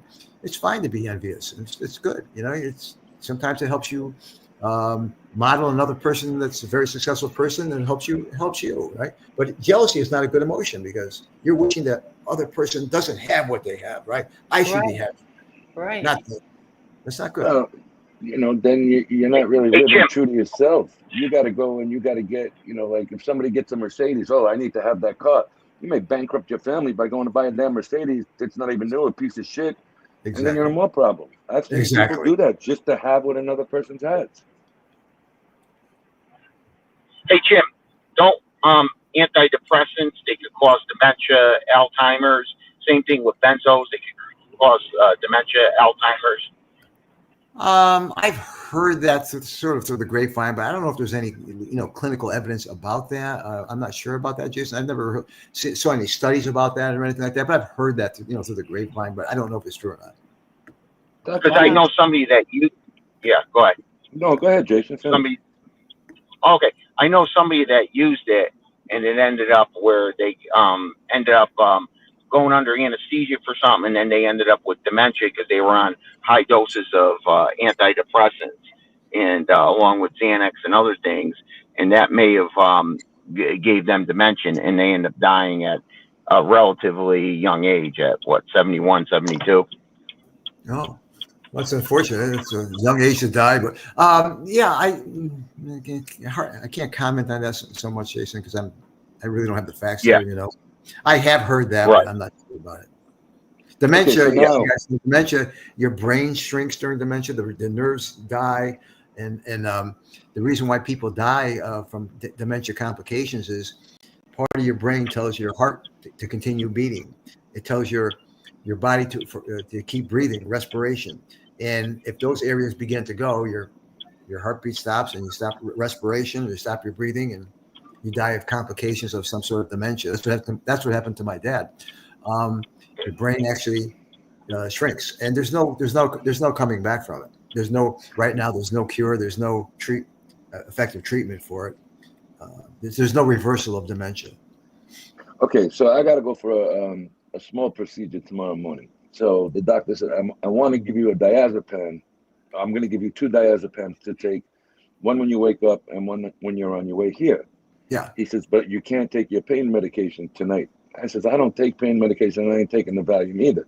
He goes, oh, okay, good, because they really aren't going to prescribe an opiate and a Valium or a Xanax any longer to the same patient Wow. See because that? of heart issues. That's yeah. Oh, yeah. That's very smart because yeah, very smart because that's where all the complications come in. Oh boy, that's a good rule for sure. Yeah. Okay, so now when you're out to dinner, do you ever see yourself trying to like maybe diagnose somebody who you might hear a little over speaking at another table? Or Well, that's funny because, you mentioned that because a lot of times when I get introduced to a new person, oh, you're not going to try to psychoanalyze. It's like the farthest thing from my blanking mind. No, I don't. Farthest thing from my mind. If I'm at the family affair, he's a counselor, he's a therapist. Jim, what about? I have a friend. It's like I know it's them, right? So I tend not to give advice, and I tend not to do that. I try not to give advice to anyone. I just will give them facts about something, maybe. But in my business, if I give someone advice and they take it and it doesn't work, guess who they blame? you. Yeah, and let's face it, most people, when you give advice, do they take it? Not really. Probably not. No, so I don't bother giving advice. I just try I mean, to. I do. You might, I'll yeah, give people Angel. I can see you advice. taking advice. I know because you Yeah, seem like I'll a very do it. receptive person. Yeah. Most people Leanne don't. wants to know. Leanne says, "Are people responsible for other people's actions?" Well, that depends. I mean, I guess the parents would be somewhat responsible for the children's actions, but um, that's a good question. I think that's another show. Really? I don't think I can really answer that one, but certainly, if the parents are raising kids to be, no boundaries, no limitations or boundaries, and so on, and the kids are causing havoc, they're probably responsible. I gotta tell you, man, you're a good guy. You answer every question that comes at you. You don't try and skip it. If you don't know it, you say you don't know it. I got a lot of respect for you, Dr. Jim. Oh, thank you. I You did I very really well here. thank you. I appreciate those comments. I really do. You did very well here, man. Thank you. Thank you. Here's another question from, I believe, Mean Green, who's on the panel. When a friend is in AA but prescribed an anti-anxiety medication, shouldn't they accept that person still in AA as long as it is taken as directed? And I we guess it went over depends on. that. Yeah, I think it depends on the AA. Maybe certain chapters might. I don't know, but usually AA is not going to accept that, or NA certainly not going to accept that. But I understand that special needs award. I understand that. I'm At a sorry, go ahead. certain age, we're all going to have to take some type of pain medication or, Why? you know, to slow down our hearts or any of that. You know, I'm 54 and I'm on a beta blocker. But Well, And that's why not do a you say? okay. Beta Why do you blockers are say not. all of us? Yeah, that's a little bit different. oh, I don't but understand the comment. Why you all know, of us would have to take a pain because of the medication? hyperthyroidism and the Graves' disease, I have to Yeah. take 1 milligram of lorazepam a day to I keep know from people bouncing off 80, the wall. 85. I know people from 80 to 90 that don't take no pain medication. I'm sorry? I know people from 80 to 90 years old still going strong with just some aspirin. They don't take any kind of supplement I like that. know my mom's in the other room doing the same thing, you know? She outruns me. And I she's think Wow. I think 75. if you run into a situation where you have a problem in your body, you might have to, but I don't think everybody would have to. Look, if the house caught on fire today, the most I'd do is get marshmallows. Oh, yes, You know? that's Dr. Jim. I don't know if you answered this already because I'm always an hour behind in the chat. But how would Dr. Julian describe a diagnosis of narcissistic personality disorder? Yeah, I think I did cover that, Oh, but I'll you do it. did answer Yeah, that? it's Okay. I had asked it. Okay. yeah, it's a person who Because when I'm is looking at the chat, it's like you have to look at one or the other. Go ahead. it's very close to antisocial personality disorder. They share some of the same symptoms, but a narcissistic person has no regards for the other person's thoughts, feelings, anything like that. Will walk over them to gain what they want to gain, and it's the spotlight is always on them. It's all about me. Like a 2-year-old kid can't appreciate anyone else's viewpoint. You know, can't appreciate the mother saying you can't have ice cream now because you didn't eat your dinner. I want the ice cream, right? Narcissistic person, um, very, very tough to be around and to live with. I once talked to a very, very famous psychologist, one of the most famous psychologists in the world. His name was Dr. I can't think of his name. But anyways, he It told me, happens to me all the time up yeah, here. it's a senior moment, you know. Oh, Yeah. Albert Ellis, Dr. Albert Ellis. He was the founder of cognitive behavior therapy, and I met him when he was 90 years old, and I interviewed him for when I was going to school. And I said to him, I'm a brand new therapist, and I have a person in therapy who has a personality disorder. And I said, I'm not really having any luck getting through to him, and so on. And could you give me any tips on how to approach this person? He said, Jim, if the guy has a true personality disorder like antisocial, narcissistic, borderline, he says, I probably couldn't get through to them either. It's Wow. personality disorders are very what we call refractive from treatment. There really is no treatment that works, and there's really it's tough. With the exception of borderline personality disorder, there is a treatment that seems to work, and now that the name of that treatment is escaping me too. It's late at night. It's Lanahan. That's the person who invented the treatment. I just can't think of it, but there is a treatment for borderline personality that does seem to help, where they're in a group therapy and they take notes and they talk about all the situations they faced during the week and how they approach these situations, and then they get feedback from the other people how they might have better done that or if they did it well. And I just can't think of the name of the therapy, but there is a therapy that seems to work pretty well with people for people with borderline personality disorder. However, people with narcissistic personality disorder, people with antisocial antisocial disorder, behavioral disorder, that's also known as a psychopath. There's no treatment, and I'm not sure talk therapy would help. They basically just tell the therapist what they think the therapist wants to hear, and they're only usually there in therapy because they're mandated for therapy because they're in trouble with the legal system or something like that. Yeah. All right, I got a question. I got a comment. I It's got kind a of few like more questions. Go ahead. What? I got one from Sicilian Syndicate. Now I speak to him every day, so I know he isn't autistic. He said I was told I was slightly on the autism spectrum and was given prescription for it, but stopped taking them because they clouded my mind. I wonder if I was diagnosed in the first place. Possible. I mean, let's face it, Elon Musk is on the spectrum, and people on the spectrum sometimes are maybe a little unusual. as compared to other people. I don't know the person that you're speaking about, and He's a because young man in the chat. okay, Young guy in the chat. he may be a unique or an unusual person, and therefore someone says, "Hey, you're on the spectrum," or whatever it might be. I don't know. I have to speak to him, over time. But hey, listen, if what he said is true, then carry on. All right, Angel. This is a text, from a friend. Question for the doctor. If someone has been physically abused and verbally abused most of their lives and they continue to attach themselves with abusers, how does someone who's never been valued correctly find value within themselves? Yeah, that's a hard one. Angel, that's a difficult one. I'm not sure I could give you a really good answer on this one because I also did in Waterbury, Connecticut, the domestic violence. If people got arrested for domestic violence, the courts would send them to either me or someone else in town. So they had a choice. They could come see. And I had a program for that. So I worked with especially couples on domestic violence.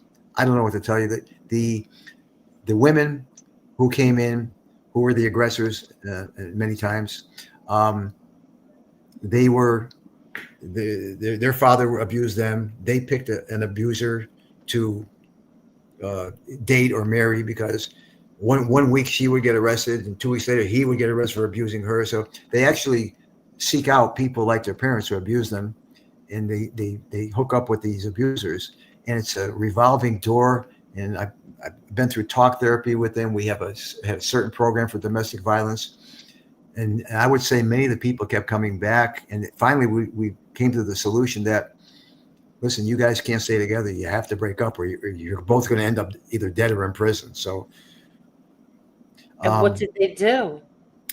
It's a very difficult situation. Talk therapy. What did they do? Did they break up?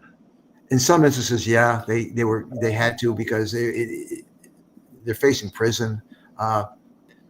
They're what they call cop callers. They have a minor argument. They're on the phone calling the police, and the police get sick of it. They come over and they say, "You're both going to getting arrested." Or they'd have a beer argument where they're both drunk, but they'd be coming back to the program like, you again, weren't you here already 3 times, right? So I don't know what the answer to that is. I just don't. And Special Needs wants to know, does Dr. Julian think con men can make others laugh for ulterior motives, and what types of diagnosis could that fit? Con men, a lot of them are narcissistic personalities. A lot of them are antisocial personalities. It doesn't mean they would qualify for a diagnosis of narcissistic personality disorder, or they would qualify for a diagnosis of antisocial personality disorder, but they have these tendencies to match up with some of the symptoms. So they could be a very narcissistic person could be very good at talking somebody out of their money because they come on as a charmer. Right. But they could care less about the person. They just want to get what they can from that person. But they come on as so suave and so charming and such a nice person, but they're not. So I could see them having qualities of narcissism, qualities of antisocial stuff, and violating the rights of others. Wow. All right. So there's a couple of comments in here that are saying people that are in their late 40s, 50s, and 60s are saying they don't see children being as respectful to their parents any longer as they were. Like, I'm 56, so like when I was in my teens, younger years. And then Kalea, I think Kalea hit it right on the button. And hi, Kalea, how are you? Because you really can't parent as strongly as you used to parent. There's rules that more protect the children than give you a right to be a parent to your children these days. Well, some of these kids are pretty smart. They call DCF on their own parents. My mother's hitting me, whatever it might be. They call on their own parents. But I was reading an article a few years ago saying how the kids are just terrible today. They don't want to work. They don't want to listen. They misbehave. They talk back to their parents. And then when I got to the end of the article, it said, "This is an article written in ancient Greece 5,000 years ago." So I don't know if anything's really changed. Are you kidding? Yeah. Seriously? Seriously. I don't know if much has I changed feel because so much there's better. I can cancel my email to Dr. Phil. My kids are normal. Yes. yeah, there's nothing new under the sun. There's nothing new under the sun. Kids misbehaving. Is it worse today? I don't know. We probably think it's worse because we're watching shows like Dr. Phil and Maury and all these stupid shows, right? We're So, seeing it now.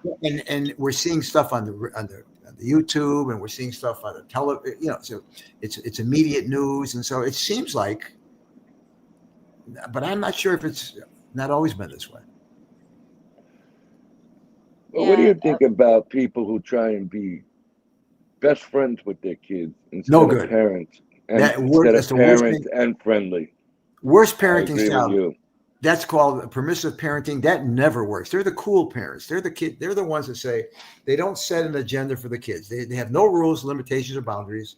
They don't know what the kids are doing in school. They don't know who their friends are. And the 14-year-old girl might say, "Mom, I'm going to over Mary's house and I'm going to stay over tonight." Oh, who's Mary? I'll text you her number and everything. Don't worry about it. They let the kids set their own schedule. They're the cool parents. They let the kids smoke pot at home with them, drink at home with them. They don't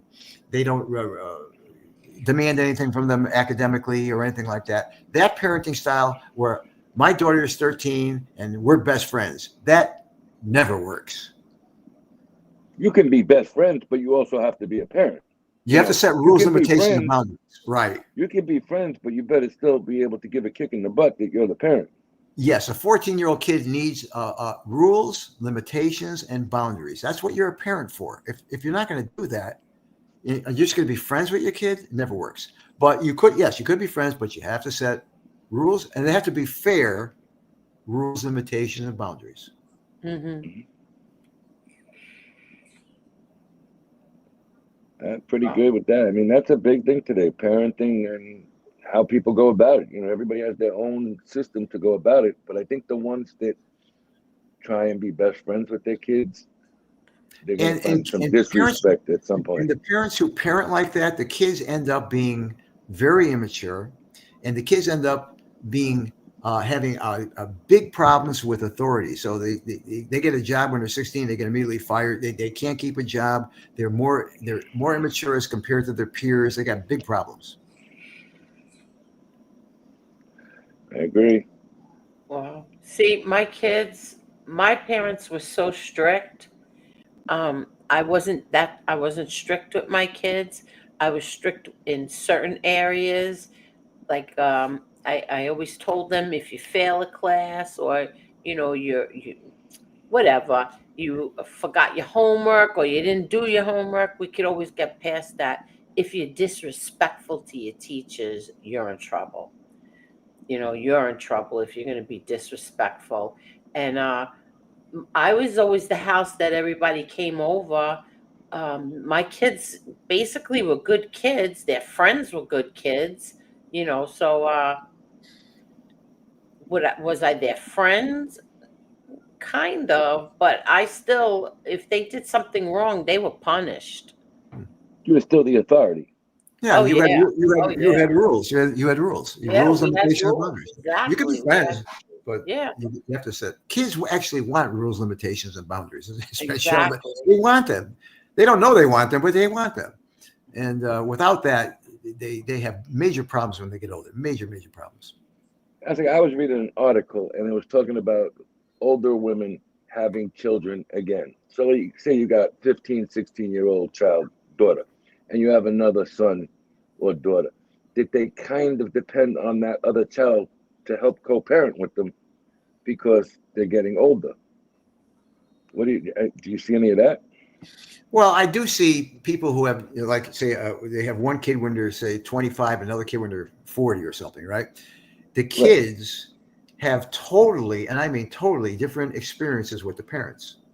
The first child has these great memories of all of this, and the second child says, "Wait, Mom was nothing like that," because now the mother's older and she has more experience, and she may parent a whole different way for the second kid. So they're all confused.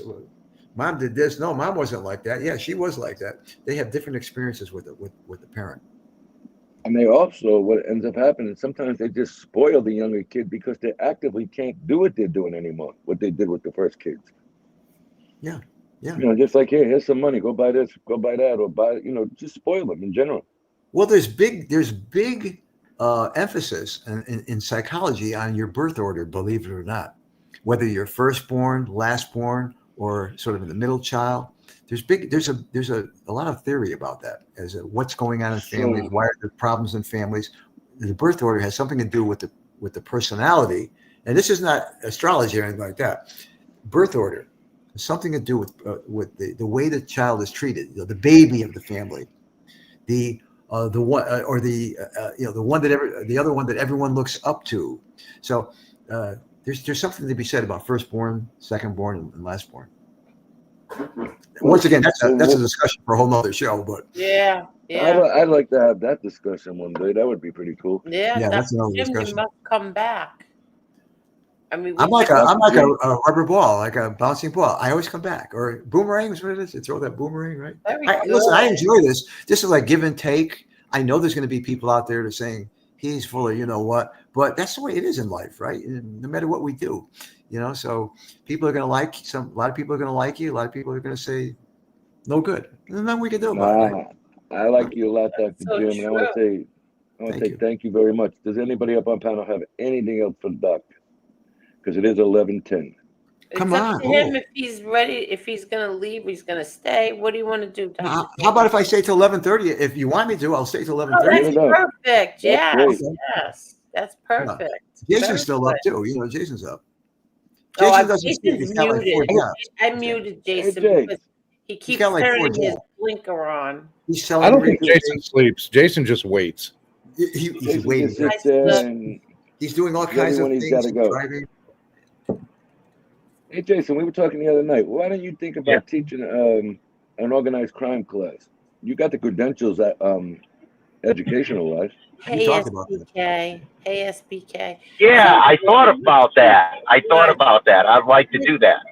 You can teach And I'm your not joking. I'm organized being crime Go serious ahead. with class you. right on here. You want to do that, Jason? You can teach your organized crime class right on here. Yeah, but Jason likes to make money. There's no Oh, money. sure, 100%. I'll put up a cash app. We'll put your cash app up. Or you could do it on your Sure, I'd love timeline to and do that. share it. Of course, we'll share it, Jason. I got to tell you, Jason's got more Sure, I'd accurate love to do that. information than some of the content creators on here. Yeah, I don't know where he gets it. He has the information. He knows the whole story from 1900 on. I mean, he can tell you everything you need to know. Jason was Yeah. telling me something today. We were emailing, and he told me something today that I was like, "Oh man, Jason, we need to do a show on that." But you don't have to say names, but yeah, we need to do a show on that. What he was just telling me today. Jason's Okay, Palmina would yeah. like Yeah, that's all Palmina would true. like us to drop the link. Excuse me, Palmina would like us to drop the link. Palmina, please, Palmina. If she comes up here and we say anything wrong, then We're in trouble. and then we're always in trouble. And last night, Palmina, I totally understand now. We were all on Leanne's live last night, and I was so confused so many times with Palmina's story that I didn't have the patience for her, right? So I would be like, get to the point, Palmina, get to the point. Now I understand. After last night on Leanne's live, I now understand. So, Palmina, I really wish that you would stop sharing your personal business with everyone because people are cruel on here. Mm-hmm. People are cruel on here, and you're kind of backing people on the panel to the wall that they're afraid to say anything. Yeah. And Angel, So you'd like we'll to, what I figure it found out, out about Cecilia. those. Okay. I'm Yeah. sorry. What'd you say, Jason? Oh, no problem. And Angel, you I have information about those two guys that were going after your father, and I know a lot of stuff about them, and we could get into that. And we don't have to get into it here. Yeah, we should really do that one night, Jason. We should really Yeah, talk about that. You talking about very somebody from information. New Jersey? Somebody from New Jersey, Jason? No, No, he's actually, talking about prosecutors and a judge. Oh, He's not talking about my father's oh yeah, friends no. or anything like There's a that. lot. There's a lot of dirty prosecutors that were involved with that with your father. I read a whole bunch about that. I just oh never yeah, talk about it on here. There's absolutely. somebody in here pretending to be Carlos. I don't know if it's Carlos or not, but if it is you, Carlos, you should really speak to the doctor because I think you might be going through withdrawals tonight because there's no other content creator that you're buddy with on, and you can't help not being in someone's chat and being cowardly. So I don't know if that's you or not, but I see the same the same thing over and over Cadence. again. Yeah, with his account, with the fake account. So Carlos, buzz off, please. Or the fake Carlos, whoever you are, buzz off. We're having a really good show tonight. Bye bye. Maybe your What's up, friend will come up Dell? on. What's up, Del C? And what's up, Lefty? Lefty, you did a good job the other night up here, buddy. Yes, he did. Yes, he did.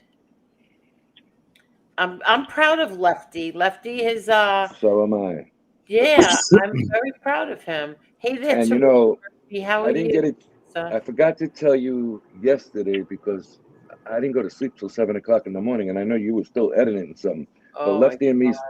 me and Lefty spoke at 6:15 in the morning. He called me, Are and he you wanted to kidding? know. No, he wanted to, first of all, he enjoyed himself, and he wanted to know if me and you thought he overdid himself. And I says, no, I thought we both thought you did a great job. I thought you did a great job. I asked him to come up. I asked him to I'm the one who asked him, be a part of this. But anyway, anytime you want, Lefty, you're always more than welcome here. Hi Snooks. How are you, Snooks? Let me see. There was something else. Jason, go ahead, finish. I think we interrupted Jason. Good, Oh, Jason. okay. Yeah, I had information on John Gleason, Andrew Maloney. I mean, we don't have to get into it now, but it's very interesting stuff that they were doing. They were private investigators on them, and they really had the goods on them. And I remember this comes from a source inside the government.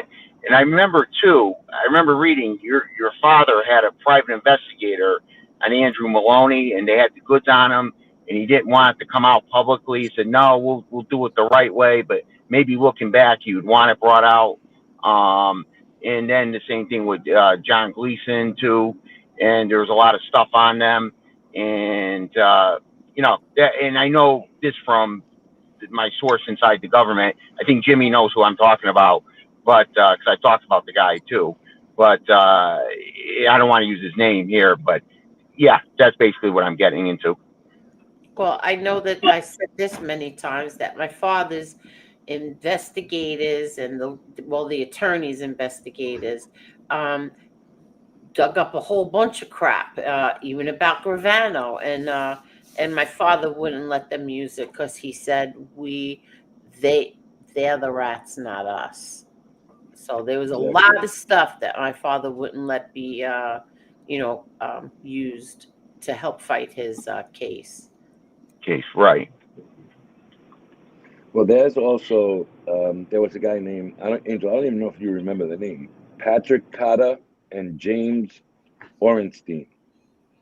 They were both Yeah. on John Gleason's team, and there was somebody who published about 26 pages on the internet about how they were all fighting with Gleason further and further into the trial because he kept kind of calling in favors, and they said, "Can't we fight this case the right way?" And they basically all split up after your father's last case. Really? Yeah. John See, Gleason was that not a well liked guy. driving me crazy, Jason. Yeah. Well, John Gleason was not a well liked guy. well, here was Yeah. the three top members of that team. You had Andrew Maloney. He was the attorney for the Eastern District of New York. You had Laura Ward.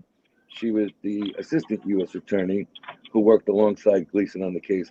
and you had Gleason, who, in contrast to the previous trial, was the lead prosecutor in the successful 1992 prosecution.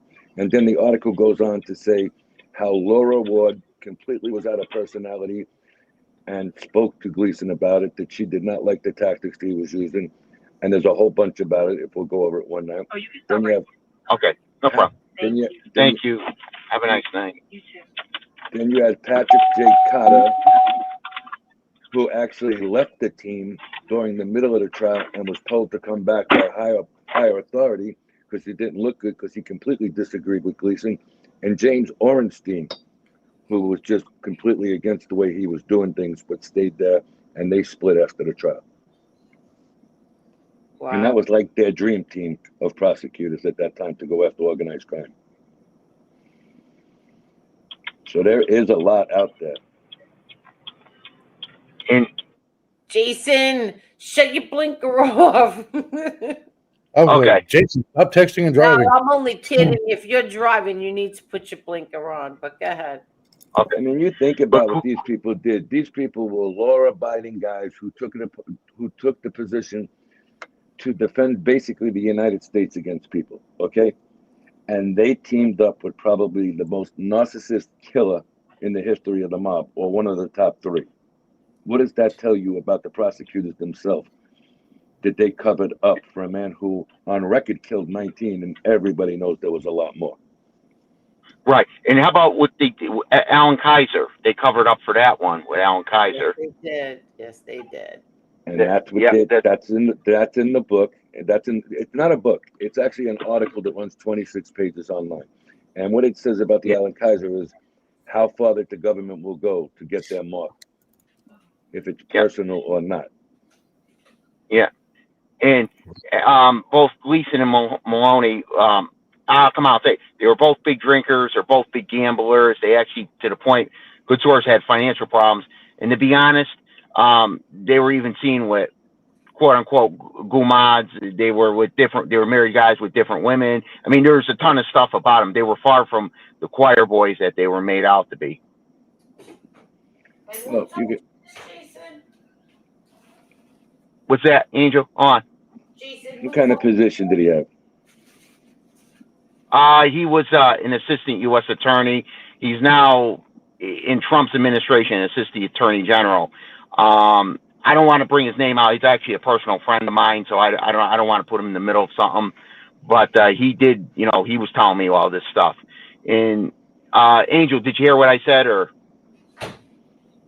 I hear you. I'm just doing something, but I do hear you. I'm listening to you. Okay. Jimmy's heard me talk about this guy a couple of times, so Jimmy's kind of familiar with who I'm talking about. Yeah. Right. Yeah. No, you don't have to put his name out there, but I'm curious what he said, though. Yeah, he was an assistant U.S. attorney. Now he's like an assistant attorney general in Trump's administration. He's a good guy, Virginia, everything. But he told me a lot of dirt, and very interesting dirt. Then do you believe him? Oh yeah, because there's somebody else I know that has a similar position to him that backs up what he said, and I talked to that other person too, so I know it's true. And how does this guy know this information? He worked for him. He was friends with him. Rumors, what? Because he knew John.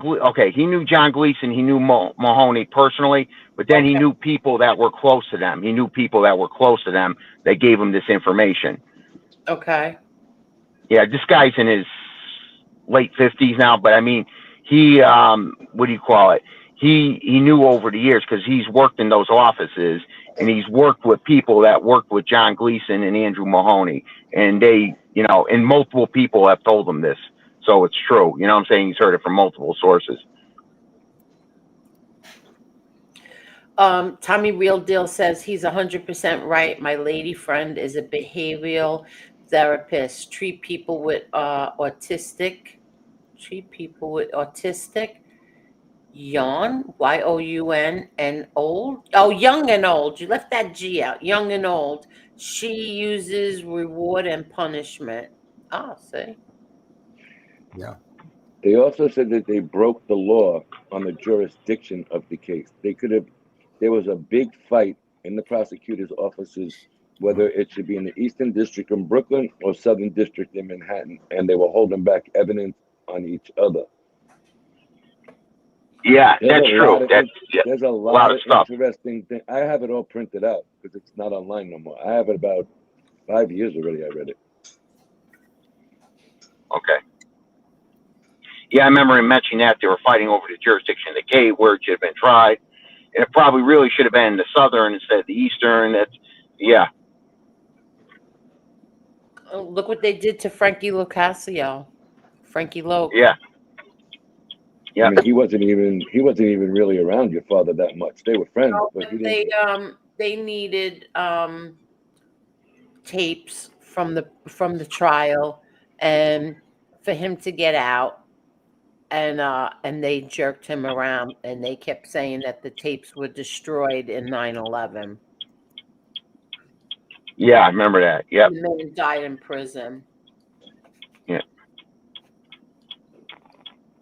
Yeah, he got screwed over, and and then look what. Well, yes, he did. He got screwed over big. With what was I going to say? And who gave? Let me just say this: who gave the bug to that apartment? Who gave that information? And I think it was, to be honest, I think it was Sammy the Bull. I think Sammy gave the information about the bug in the apartment. I really do. It had to be him. They said it was down to 3 people, and Gravano is definitely on the list of 3. Yeah, and people said for years this is just my opinion, of suspicions of Joe Watts and stuff. I don't think it was Joe Watts because he did an awful lot of time. No way, it's not him. He did an awful lot of time. It had to be Sammy. And then Sammy's wife was in touch with the FBI. And then Tony, were you saying it? And I heard it somewhere. I thought you were saying when they arrested them that night, everybody, when they brought Sammy in, didn't they let Sammy keep his money or so instead of having to forfeit it? Remember what they did that night? He said he had about $4,000 on him, a Rolex and a pinky ring. The 2 agents that arrested him said, "Look, Sammy, you're not going to come out tonight. Why don't you let us have your money and your jewelry, and we'll give it to Deb in the morning." Exactly. Which they did. Who the fuck gets to hand over their property in the car so the agents could drop it off at your house? Nobody. Not even an assault charge. Yeah, I think Sammy was working with the FBI for a long, long time. Yeah, I think so too. I don't know why he would tell that story and not expect people to then say, "Oh, come on, bullshit. Oh, Sammy, give us your jewelry, give us." And the way he was dressed that night was nothing compared to how Frankie and my father were dressed. There was he had on a thermal shirt, a cheap looking leather jacket, a pair of dirty jeans, and construction boots. Yeah. And the other 2 men had $5,000 worth of clothing on. Sammy the bullshitter Gravano. Yeah. I wonder. They never admitted who put that bug up there. Well, they came down to 3. It's in black. Now. They got 3 people on here who they voted on, and one was Joe Watts, who I highly doubted. One was the guy who owned the building, and one was the biggest one who got the most votes on this poll was Sammy Gravano. Yeah, I think so. Looking back, yeah, absolutely. And they also have a thing about how a couple of the agents really played dirty in that whole thing too in that article. And it's really interesting. Yeah. You know, not for nothing, Gravano was right out in front of them, okay? And they had this investigation going for a long, long time. And they said Gravano was being surveyed 24 hours a day. I'll give you 3 things. He went on the lam right from his club in Tallies after saying goodbye to the guys. Nobody picked up that he was gone for 3 months. That's one. Right. First appearance they got of him was the day that they all got arrested. He went home the day before they all got arrested. Okay? Number 2, 2 people were killed during the time that Sammy the Bull was being surveilled. What, did you forget to watch him on those 2 days? Right. He says he was there. You know what I mean? And a It was- lot of the other stuff is, look at all the money they let him keep. Yep. And Piles I think and the two. piles of money. Yep. Exactly. And I think during that time he killed was Eddie Garofalo, which he admits. Garofalo, was it Eddie Garofalo? No. Eddie That was later on. The last two murders. Yeah. One was Okay. the guy in the, not the World Trade, two of them. The Trade They're Center. inside. Yeah. One was the guy from the Trade Center, and another one was one of the guys on the DB. Supposedly DB got killed right in his club. Yeah. Not in his club, in his office, in his construction office. They had a Construction camera office. on that. No. They had a camera on that building. You didn't Yeah. see the man go in and never come out? Yeah. You're right. Come on, think about it. Yeah. Dr. Jim, Louis, does this, Yeah, I'm go ahead. sorry, does Dr. Jim, does this subject interest you? Well, Jason knows a lot about it. I do too, because I've always been very interested in such things, and I've done a lot of reading too. But I defer to this panel for sure, because I know you guys all know a lot more about it than I do. But I'm very interested in it too. And Jason and I have are okay. many discussions about it, and Jason will attest that. Jason, I think I know a little bit about it, right, Jason?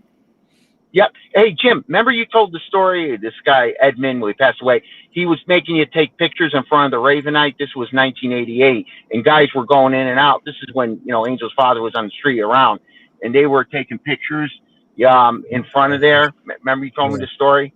I took his picture out in front. Yeah, that's true. I'm thinking, what was I doing? But yeah, out in front of the Ravenite. Jason, you're the one that took me there originally a few years ago. You took me to the Ravenite Social Club. It's a shoe store or something now, right? Yeah, it's a shoe store. I took him there, and you took pictures of me outside of there. Yep. And then you got into the apartment building. You went upstairs. Yeah. Yep. I was able to get in, go upstairs. Yep. Right. To check it out, but it's all different up there now. I think it's been remodeled. The Ravenite? Yeah. Yeah. It's upstairs. It's been remodeled. I walked by there the other night. It's all brand new upstairs. Yeah, it's brand new. And that was Joe the Cat that owned the building. And he was a pretty wealthy guy. Yeah. He owned Staten Island just about. Yeah. I think he was one of the richest guys in the family. Yeah. Go ahead.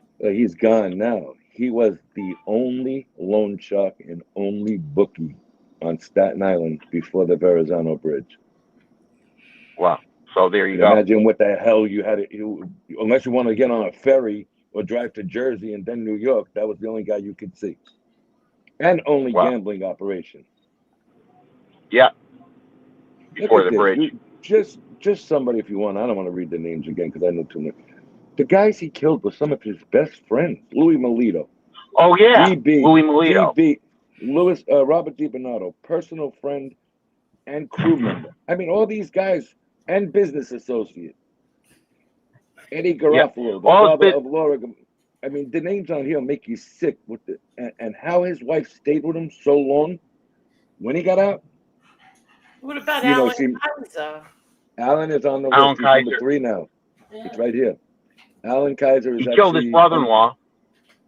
Yeah, I just did. Everybody that he was involved with killing, except for Alan Kaiser and supposedly Johnny Keys, which a lot of people don't believe, and Frank Fiella, were all business associates or crew members.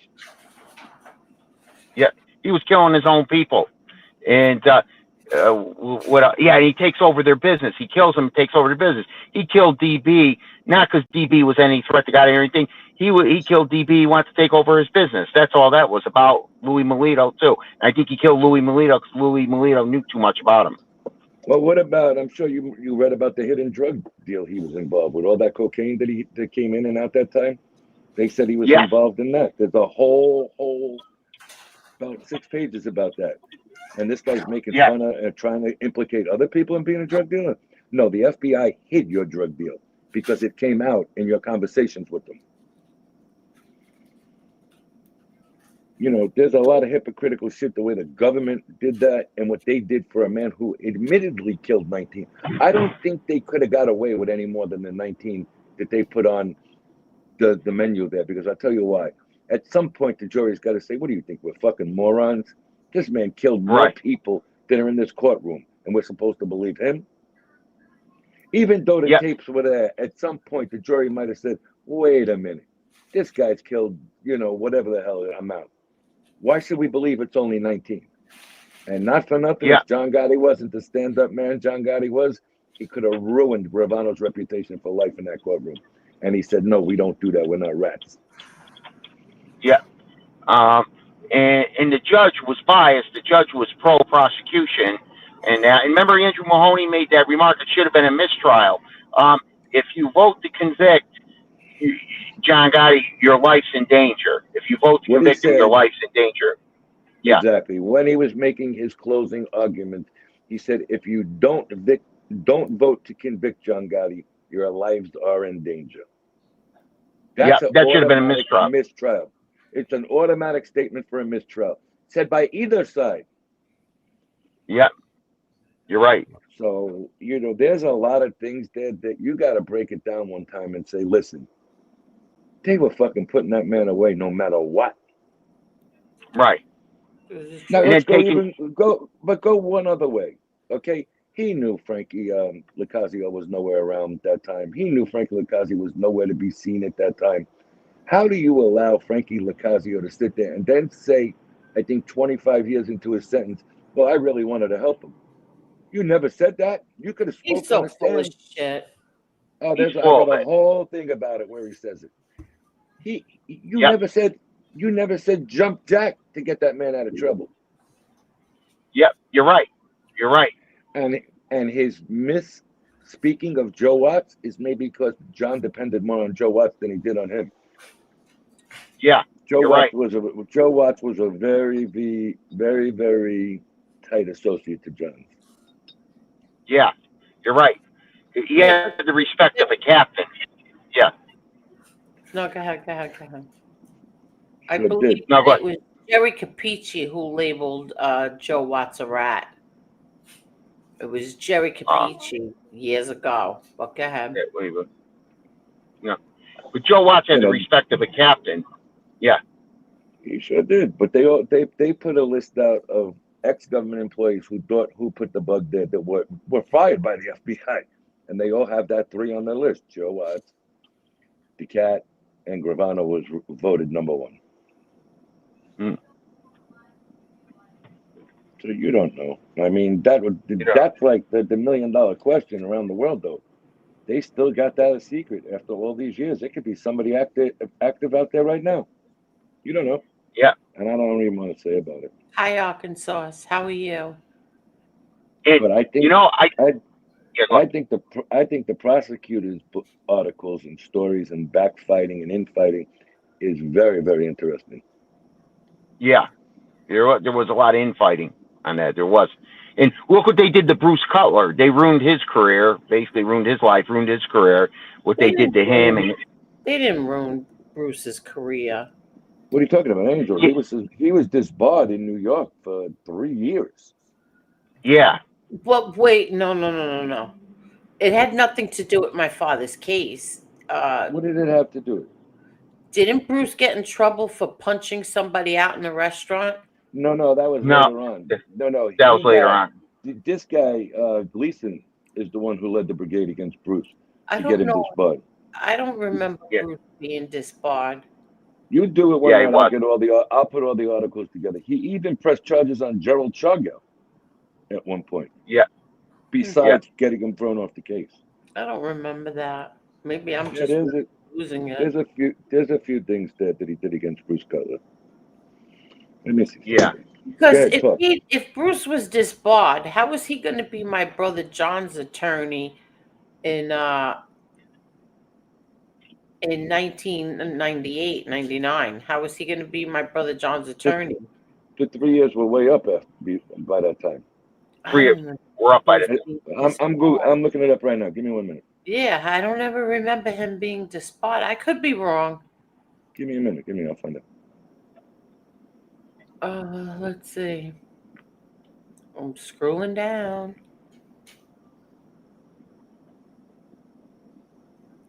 Do you remember that, Jason? Bruce being disbarred?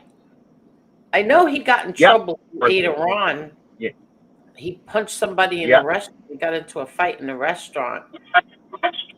Yeah, I think he got, that was a slap on the wrist. That was a misdemeanor. He didn't get disbarred for that, but it was involving your father. Okay, He tried to okay. get him on something. Okay, Yeah. I got it. It wasn't 3 years. I apologize. It was 3 months, 90 days. Yeah, I was gonna say that's crazy. All right, let me read what it was.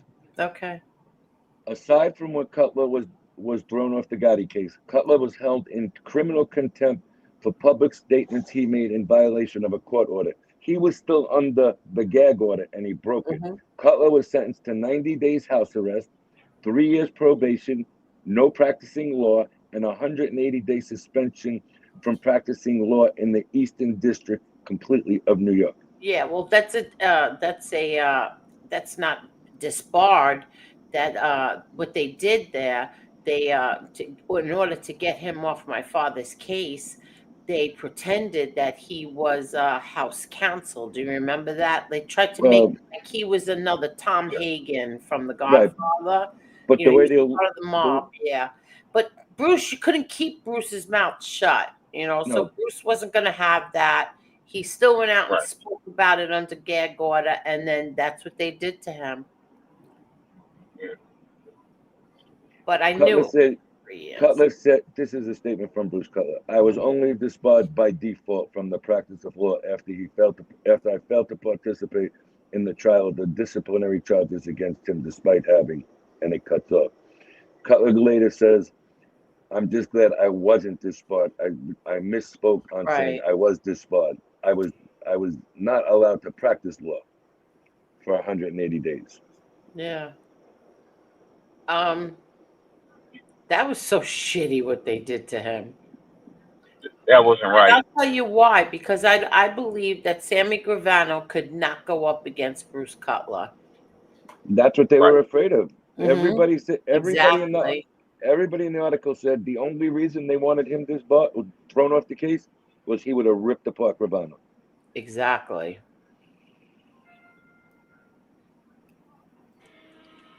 Uh-oh, something's And, talking to me. What is that? and you know, Oh and my you know what, God. Tony? Yeah, Tony, I'm listening.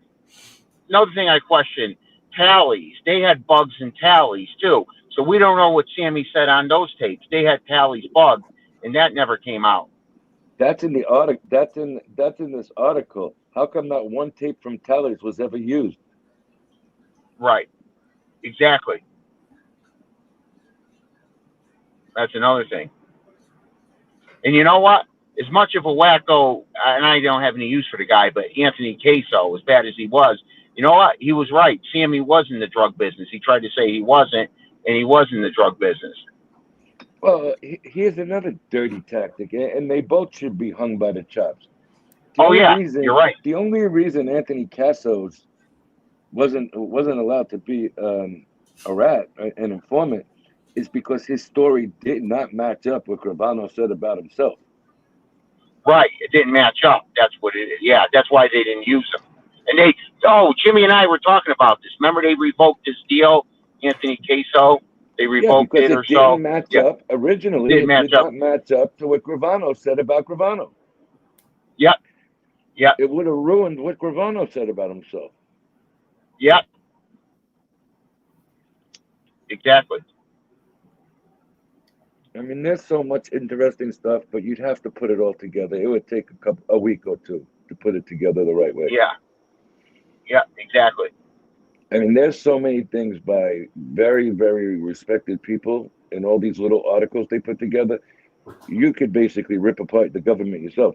But when they came out on George Gabriel, he was just not an agent following these guys around and arresting them. He was giving a lot of false information to the office as well. Right. Yes, that's true. But the two who watched Gravano, you missed an awful lot if you were on him for 2 years and you never seen him do anything. Right. They had cameras on Tallies. They had cameras on his construction business. Robert DiBernardo walked in the construction office, never walked out. They don't have an answer for that. We must have missed it. The camera was off. Come on now. Camera's off a lot of times when you want it to be off. Right, exactly. And the last guy he had killed, oh, Louis DeBono, that he wanted killed. He had killed Louis DeBono. That's who it was. Couldn't think of the name. And then I think the other one was, what's his name? Was it Eddie Garofalo? Was the next to last or so? Garofalo but and DeBono were the last two. two, yeah. But even the one with And Mikey DeBet. How about the one with Mikey DeBet? He DeBet, said he was a yep, crack. He Mikey. was a crackhead. He was a crackhead and a cocaine abuser. You know what the only thing ain't in his autopsy report? Cocaine or crack. Yeah. So he's a liar. He got caught in a lie there. So many lies. You can rip them apart. Well, you think about it. He killed his bartender. Okay. Yep. He killed 7 people in his own crew. Why are you killing people in your own crew? Because they know the dirty shit you did, and they were afraid. Maybe when we get a guy like John Gotti who's open to the people, not like Paul Castellano, we can go tell him. He didn't give nobody a chance. Yeah. Exactly. And he was the one. I think John even said, "Why does it seem like, Sammy, you kill you kill somebody and you take over their business?" And he's the one. Yeah, he's the one that John. You know, he said, he's the one. Also, John. Look back at it. You're breaking up, Jason. I still say I'm the sorry. way that I still say the way that he showed up that night, dressed the way he was. I still say walking in there with $50 in his pocket out of 4,000, no jewelry, no wallet. His wallet was with his money and jewelry that was given to his wife. No, I think he had. What did he have on him that he gave to the detectives? $50 and a driver's license. No, I think he also had a piece of jewelry on his ring. It might have been the ring that was a cubic zirconia that he got from Jackie the Nose because he said it looked real and he wanted it. He had one ring on. He wore a pinky ring, and he openly admits it on his podcast that it was fake. Really? Yes, he does, and he says he got it from Jackie the Nose. I have it. I have a clip. He got a cubic zirconia ring from Jackie the Nose that he was getting for a TV studio because Jackie supposedly was a lot into jewelry. He knew a lot of jewelers, and Gravano said, "I don't care if it's real or not. I want it. Give it to me." And he gave it to him. He didn't sell it to him.